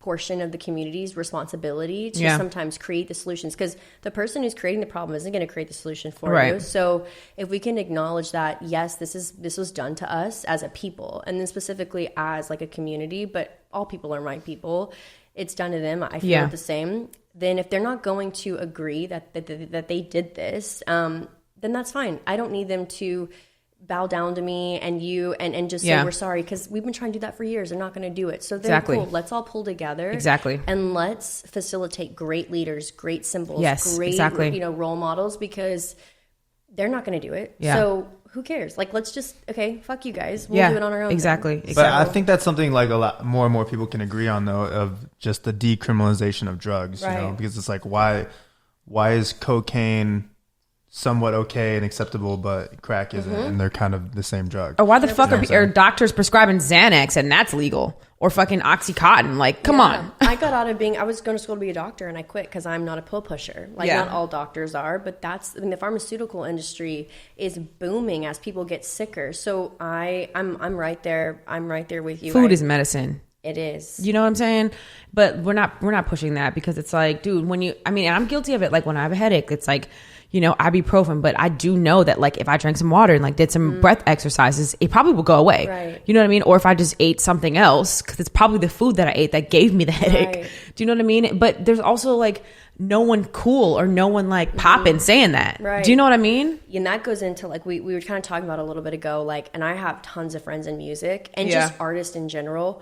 We have to be so responsible with the content that we put out. We have to be so responsible, because like, I mean, we just have to at this point. Girl. If we have the ability to have people to listen to us, that's a fucking responsibility to elevate them. Like 100%. What a gift that is. So the fact that a lot of people aren't doing it, even if they don't start out doing it, you know, people get young into the industry, cool, evolve out of that. Like take what you've got here and grow. Like modeling. Take the shit jobs and then ascend. Yeah, I literally was just telling him, and I won't say the person's name, but it's like there's so many artists. Like, I'll give you an example, like for Future, right? Like he had a song like 5 years ago called Molly Percocet. Right. Molly Percocet. You know, we all fucking know that song. Right. But like to think about like who is the main demographic of people that are listening to that? Young Black youth. So basically what it's doing is glorifying doing Molly and doing Percocet. terrible. And it's terrible. And everyone's like, oh, it's fun. It's a bop. It's fun. It's like we're dancing. I'm like, no, because you have to realize that how people live their lives is through repetition. When you hear something repeatedly, you start to create a vibe off of that. Right. And it's like all the music I'm hearing right now, it's like, and I do love Megan. I love Megan. One of my friends, I love Megan. But like wet ass pussy, like, you know what I'm saying? Like, and again, like, I hope we can. So I hope, just as a woman, like, I'm just a certain way. And I love, like, we're all sexual beings. That's what creates life, is the fact that we're sexual beings. Right. So I love to highlight that. My way of glorifying and celebrating women is different. So most music anyways, though, beyond that, like all music, I look at it and I'm like, I really just like the beat of it. Yeah, exactly. I don't like the content of really anything. So I think to be like the first person to like flip that, you're being innovative in that space. And I'm excited to see, because I know there are a lot of artists that are doing that.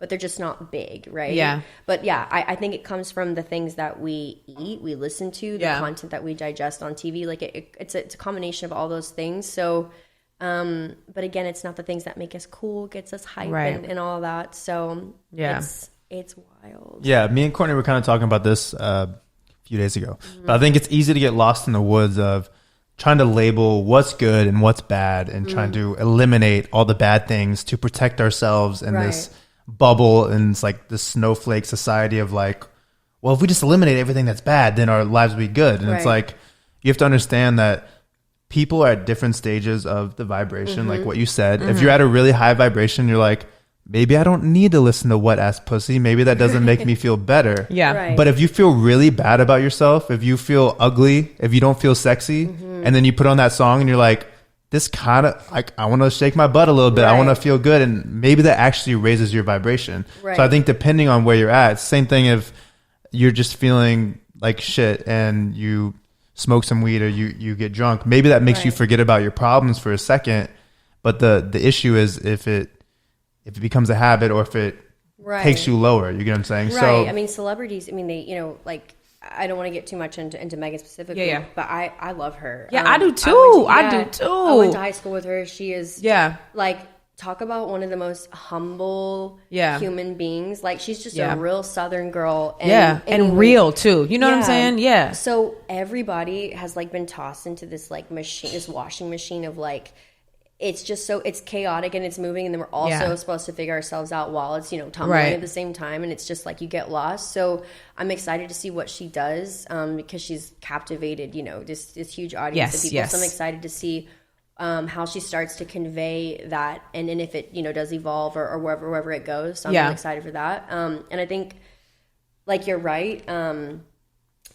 Certain things kind of resonate, differently with different people. So I just want people to start kind of placing more importance, though, on the things that aren't so external about ourselves. Like, I don't care about the cars that people drive. I don't care about the clothes that they wear. I don't care if it was designer. I just don't care about those things. So I'm hoping that other people start to realize that shit doesn't matter. I hope soon. Yeah. And soon. And sometimes I feel like we get caught up because we live in LA, and it's just like, sometimes when I hear, like, when I'm on set and I just hear how girls are talking, they're just like, Courtney, it's bad. It's so bad. Oh, girl.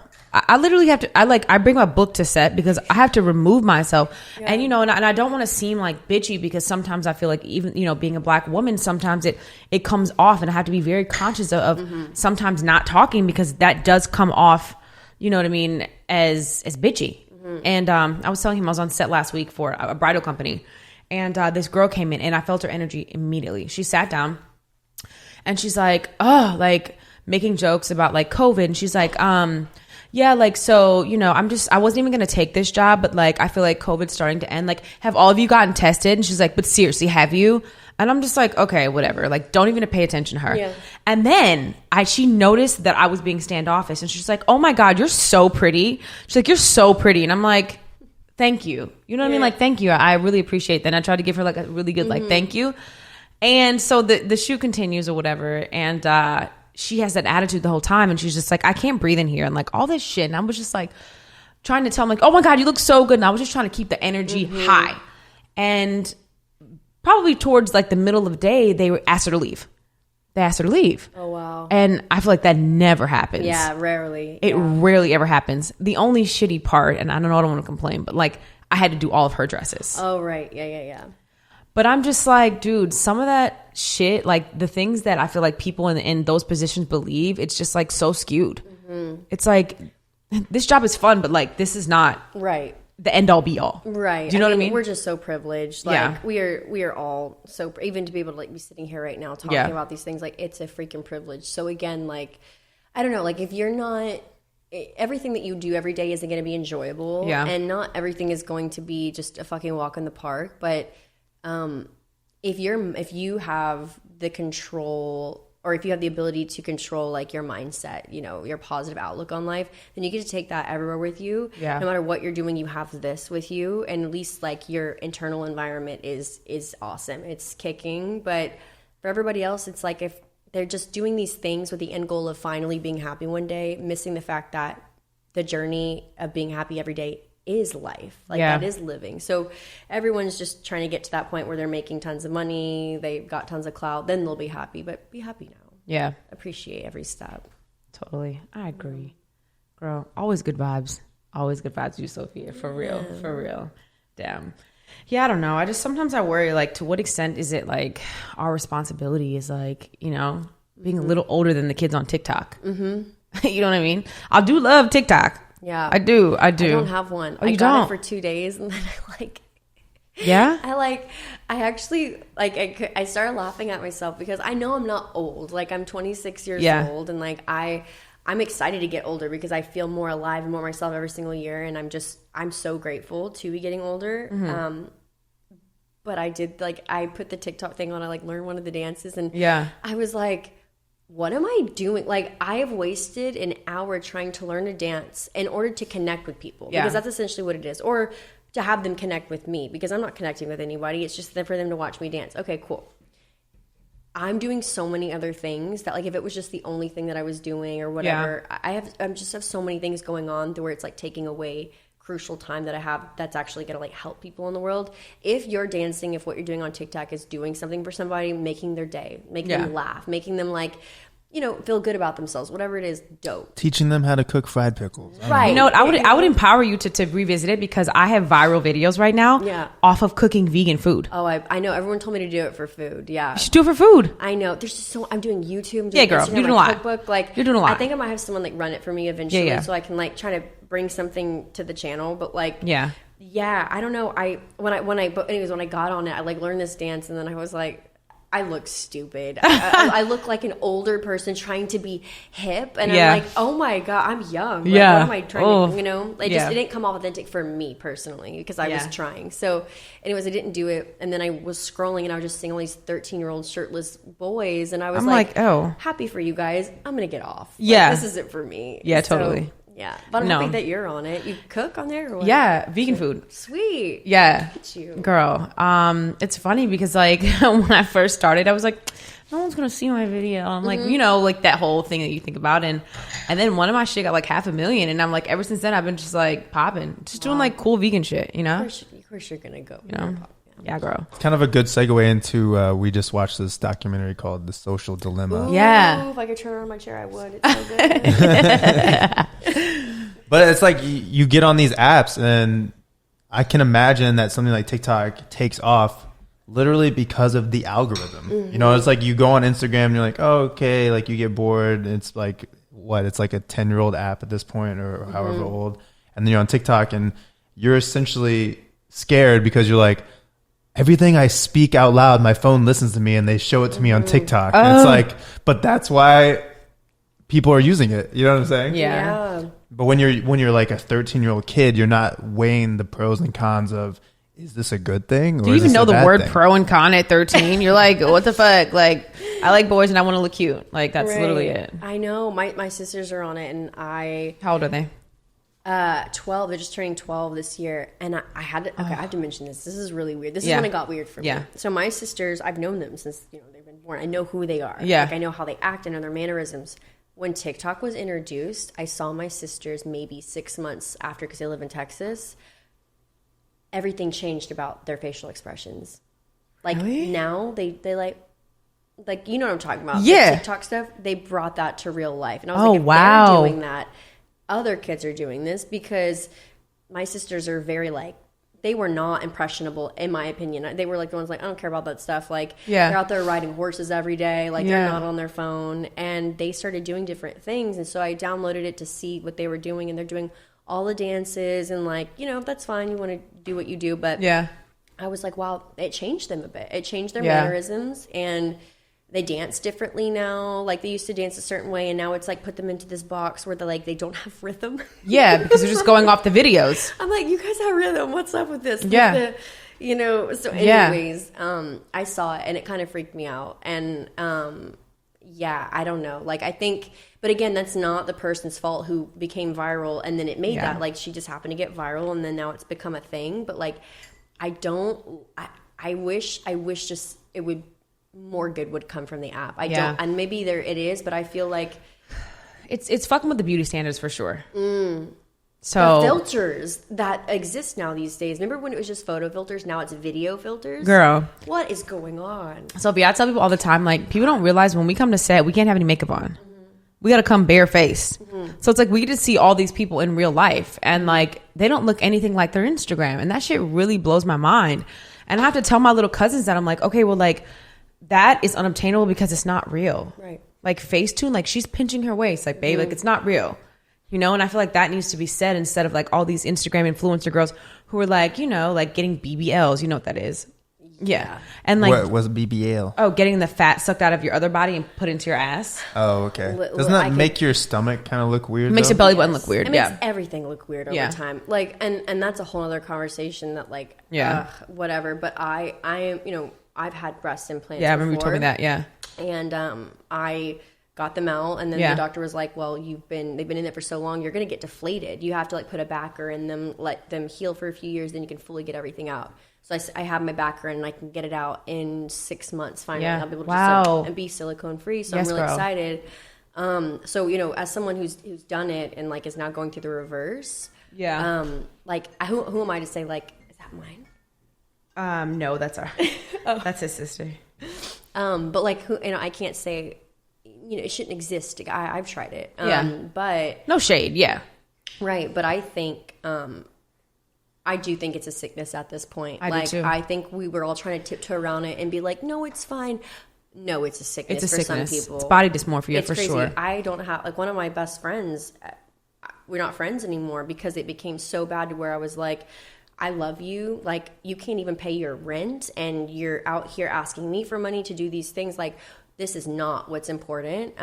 Anyways, it is a sickness at a certain point, and I know that like some kids are showing like their plastic surgery that they're getting at 13 on TikTok. Yes. My sister started looking at her nose for the first time. Oh. And I was like, baby, that is the most beautiful thing about you. Don't you ever look at your nose like that. And it all started after Girl. TikTok. So it's, again, you can't get mad at like the kid because the parent allowed them to do that. But like, Yeah. it's, where do we draw the line, you know? It's You know, crazy. I think that there should be like I don't know. You know how like when you're younger you couldn't watch like rated R movies like without like being over 17. Mm-hmm. It needs to be something like that because I'm just seeing so much like shit these days where it's like the over editing of pictures, and it's just like it makes me so sad, dude. Yeah, there was like this thing, I think Khloe Kardashian had the picture, and it was so photoshopped that she was wearing a chain, and like half of the chain on this side was just gone. Like it was it was like a thin chain, and she just like didn't Notice. catch that Photoshop. And yeah, so she was getting like slack for And you that. know what's so crazy is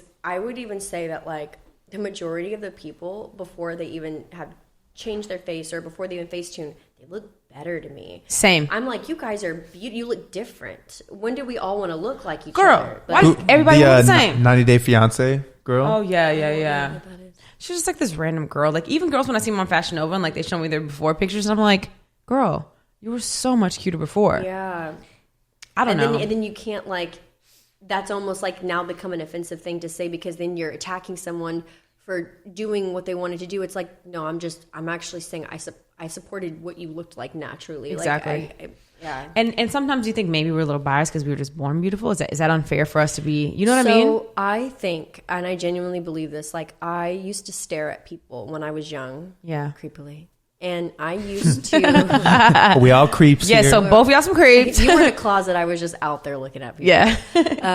But I genuinely think that there is something beautiful about every single person. And also, like, just down to, like, skill sets and stuff. Like, not everybody was born with the same skill set. So, like, I used to want to sing so bad. Yeah. And people who would sing, I'd be like, I can't sing. I did ballet and I could do this, but I couldn't do this. And I draw stick figures. I'm not good at drawing. But, like, everybody has something, you know, that's so special that they bring to the table. But we're so fixated on just the external. Like, that's not the only element of, like, what makes a human special. Yeah. And, like, also the way you see beauty and the way I see beauty could be, you know, completely different. You know, we all have, like, what we kind of champion within looks. Yeah. So it's like, the diversity is what's beautiful. Yeah. So I don't know. Yeah. Have you ever dated a guy who was super fucking hot and then he had the shittiest attitude and you're like, wow, you're actually low key ugly? Yeah, it changes. I mean, yeah. It does. Because it's not all about the outer. People don't even realize. I wonder if that's like a common thing that people go through, because I've definitely been in that situation and then I'm looking at them like, wow, I'm actually highly annoyed and like your looks completely just went away. I had a guy who I love to this day. Like, we're still good friends. Yeah. But he, like, looked at himself in the mirror one time. He's a beautiful human and went, God, I'm so hot. Ick. And I was like, oh my God. I laughed, and then he turned around and was like, what? I was like, oh, he was serious. Yes, you look great. We need to talk. I mean, like, I'll do that shit when I wake up. I'm like, you're so beautiful, you're smart, you're kind. Like, you know what I mean? Not like, I'm so hot. Ew. Oh, hell no. God, I just want to fuck myself. Yeah, like, what in the hell, dude? That's so weird. And then I'm like, are you trying to convince yourself? Or are you like, do you truly believe that, you know? I know that I have never felt more beautiful in my life than when I have, like, been kind to myself, when I have eaten, you know, great food, or when I've, like, just treated my body well. You start to reflect what's going on the, you know, inner. And even if not everybody sees that, it doesn't matter. I see that. And I'm so happy with that. So I'm, like, at that stage in my life where I just feel fucking good. And I know, like, I get a lot of comments like, oh, you know, you used to look this way, or I liked you better when you looked this way. But, like, I'm so happy with the way I am right now. So yeah, girl. It's like, yeah, you have to, I feel like modeling helps people get, well, it can actually help you to get to that point, or it cannot. Right. It's a toss up, straight toss up. Yeah, it's been a good year. And I feel like the things that I've done recently is just like really allowed me to be like more comfortable with myself. And it's been a transition, like the world accepting more plus size models and curve models. It's like, yeah, I'm happy for the world. That's amazing. I know, me too. Yeah. I'm so happy that we're moving in that direction. Like, should have been happening a long time ago. Seriously. But I'm so happy because I mean, I know for me, like, I've always, all of my friends just in my groups, like, it's always been such a range. Yeah. And so the fact that, you know, we've forever just championed, you know, one kind of beauty, it just is extreme to me, because as someone who's been so small naturally, and like, I've always had friends that were the exact opposite of me because I loved that and I thought it was beautiful. Yeah. And like, I'm just happy that it's finally happening. And you're a Houston girl too, so you've been around that ass for a while, girl. No. For real. Hell yeah. And just from a guy's perspective, like, girls care way more about their looks than guys even notice. And there's so many guys that are into thicker girls, for example, who they're not even looking at the skinnier girls that you would typically see on, like, the runways. They're not even, they walk by and they're not even looking at them, or vice versa. You know what I'm saying? There was a stat a long time ago, or maybe from the last podcast we did together, was that, like, men are actually, like, just like what they were more attracted to, and then what girl, like, so the definitions of, like, beauty for both men and women are actually for, like, the same sex. Like, girls have championed this view of a woman and guys champion this view of a guy.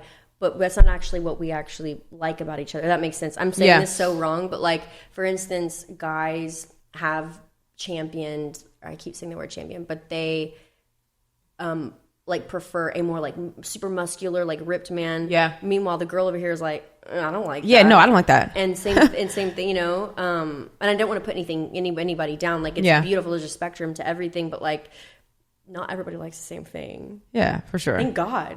Thank Can you God. imagine if everyone loved like just super curvy girls? I'd be like, fuck, sick. Yeah, sinking my ship over here. Yeah, like no, totally. you know, thank God there's someone who like loves every single person. I agree. I'd be alone. And the only thing you need to have confirmation on that is there's a dating site for every type of person. Farmersonly.com, guys. Yeah. Okay. Right. If you like farmers, you like curvy girls, whatever, you can find it. And also, we change throughout our whole lives. Like, exactly. I know, like, for instance, I was super tiny, and then I got, like, I gained a bit of weight for me, and I lost it, and now I'm actually regaining it, and I feel so incredibly healthy. And I know that when I have a baby one day, I'm going to gain weight. Like, my mom, you know, it stays after we give birth in our family, and I'm excited just to see what my body does. Like, I can't wait for you to have a baby.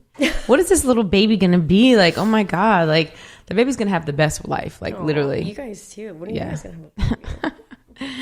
That's what this podcast is actually really about today, so I'm gonna take it away, guys. Yeah. You're like the third person to do that. I don't know where I am.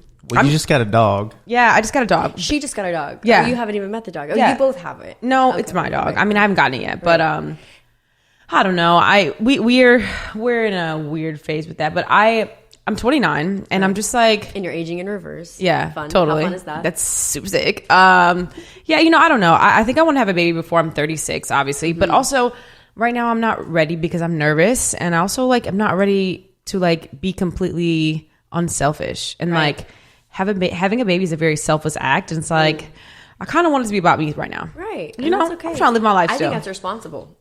Yeah, totally. And so I don't know, maybe 5-6 years. What about you? Go Go ahead, tell her what you think. Don't really know, honestly. Yeah. Just chilling. Yeah. You're just doing your own thing. For sure. Yeah. We're working on that. Whenever it happens, you'll know when it, you know, and if it just happens, and it might just, that's when it's supposed to happen. Yeah, totally. Yeah, and just like financially, you know, you just want to make sure that you're like got your mind right. Oh yeah. Because I'm like definitely not trying to be like broke. Well, obviously I'm not broke, but like, you know, Yeah. it's a different life when Wanna you be don't have money. comfortable. Yeah, Yeah. 100%. I think the more you learn too about health and just all the pitfalls you have to avoid, then you're like, man, if I have a kid, I want to make sure they have filtered water and organic food. Right. And because like, I mean, I grew up with a lot of that stuff, but it was a progress. Like it wasn't like, you know, most kids in the 90s, they just ate Pop-Tarts every day and Hot Pockets. Like that's what I grew up on. You know what I mean? Yeah. I did too. Interesting.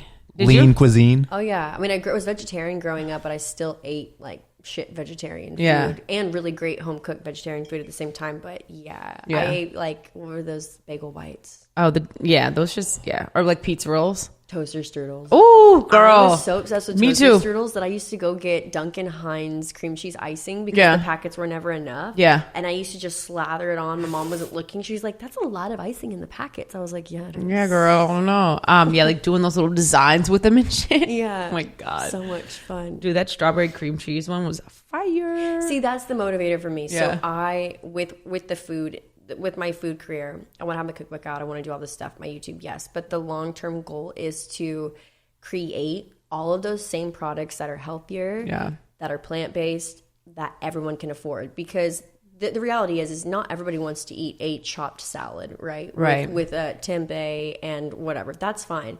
I want to create franchises of places that everyone can go to, and they're better, and they don't harm the planet and people and animals in the process. So I want to create those things too. That's fun. Like, kind of like that middle point where we can all get to before we kind of hop on over to this, if ever. Yeah. Chicken of the woods. There you go. Exactly. Well, to wrap this up, I always ask people, you know, what's one thing that you kind of want to leave, like an impression on the world that you just want to like give to the people, you know? I don't know if it's a statement or like a feeling or like, you know, something that you live your life by. Right. You know what I mean? We are the world. Oh, God. Have you seen that video? It's so funny. The making of it when he's looking at everybody. Oh, my God. He's like, okay, I'm going to stop singing now. Fucking, he's a legend. Legend. Okay. And all these other people are great too. Like all, I Yeah, mean, they're Michael all Bolton and shit. Yeah, amazing. But it was funny. Cyndi Lauper. Yeah, it was so funny watching him just like look at everybody and not, you know, not hating. He's just like ingesting what's happening around him. Like, just like, wow, I really am the best one. Yeah. Just like, he like steps back and he's like, oh, fuck. it's so funny with So his funny. sunglasses on. But yeah, so I think what really kind of was a landmark in my life is not only when I said this, but when I started living by this, that although, yes, we have the ability to perceive our reality from our point of view, it's everybody's reality. We're all living in the same one. So when I started to live as a part of a whole and stop trying to make myself separate and so individual, my life became so much easier, and I started to feel a lot of comfort in that. So I think just oneness is what ties it up. I have it on my back on a tattoo, but it's basically pantheism. So it's not atheism and it's not theism. It's just oneness. Essentially, it's just you are me, I am you, and that is it. It stems from the golden rule. Just treat everybody like you want to be treated. I love it. So. Live the golden rule. Ew. Golden. Well, we want to thank you for being on I'm Not Racist, My Friend's Black. Wait, how did you come up with that? That's so fucking funny. randomly one day, literally. I was just like, what would be like a cool podcast name? And I always felt like when I would have these conversations with my white friends and I'd be like, these are these are the issues that I'm going through. Blah, blah, blah. They're like, no, dude, I totally get it. Like, I'm like fucking not racist. Like my best friend is black, dude. Like I fucking understand. I'm like, that's not like, right. What it means. I'm like, you can't just say that your friend's black and you're not racist, bro. Like, it doesn't work like that. But it's also, I'm not mad at that because it's also like a way of trying to understand me. Right. Do you know what I mean? Exactly. And it's all good. It means well, but like. It just reads wrong. Exactly. We need to get here, but I appreciate that. Yeah. That's so funny. So, yeah, I was just like, that's such a great name because then, it had to be a name that people were interested in and that kind of made them laugh, but then also like, everything we talk about is not race-based. Right. Do you know what I mean? And I think that's important because I'm like not trying to focus on that all the time. Right. Because I just don't want it to be about that. Mm-hmm. You also suggested it, and then we sat on it for a little bit, and then I checked in with, you sure? You sure? I love it. You're sure? Okay. Yes. All right, let's do it. Here we go. Yeah. It's incredible. I stay with this name. Yeah, I have to. I have to. Even like, I think we're going to start making merch because I've been ice dyeing clothes. You should definitely. What is it? Ice tie dyeing. Oh, yeah. So I don't know. I'm like gonna make some merch Do like that a stitch like like this. I'm not racist. My friend's black. I love it. A On little some like stitch tie dye right there. shirts. So yeah. I don't know. One. That's amazing. Yeah. So that's and then how it people will happened. start coming up to me and be like, that's racist, right? Exactly. Like, no, you have to shut the listen to fuck the up. podcast to understand. Thank you. Exactly. Like, bye. Tune in. Well, all right. We love you so much. Thank you for being on. You too. Thank you for having me. Yes, girl.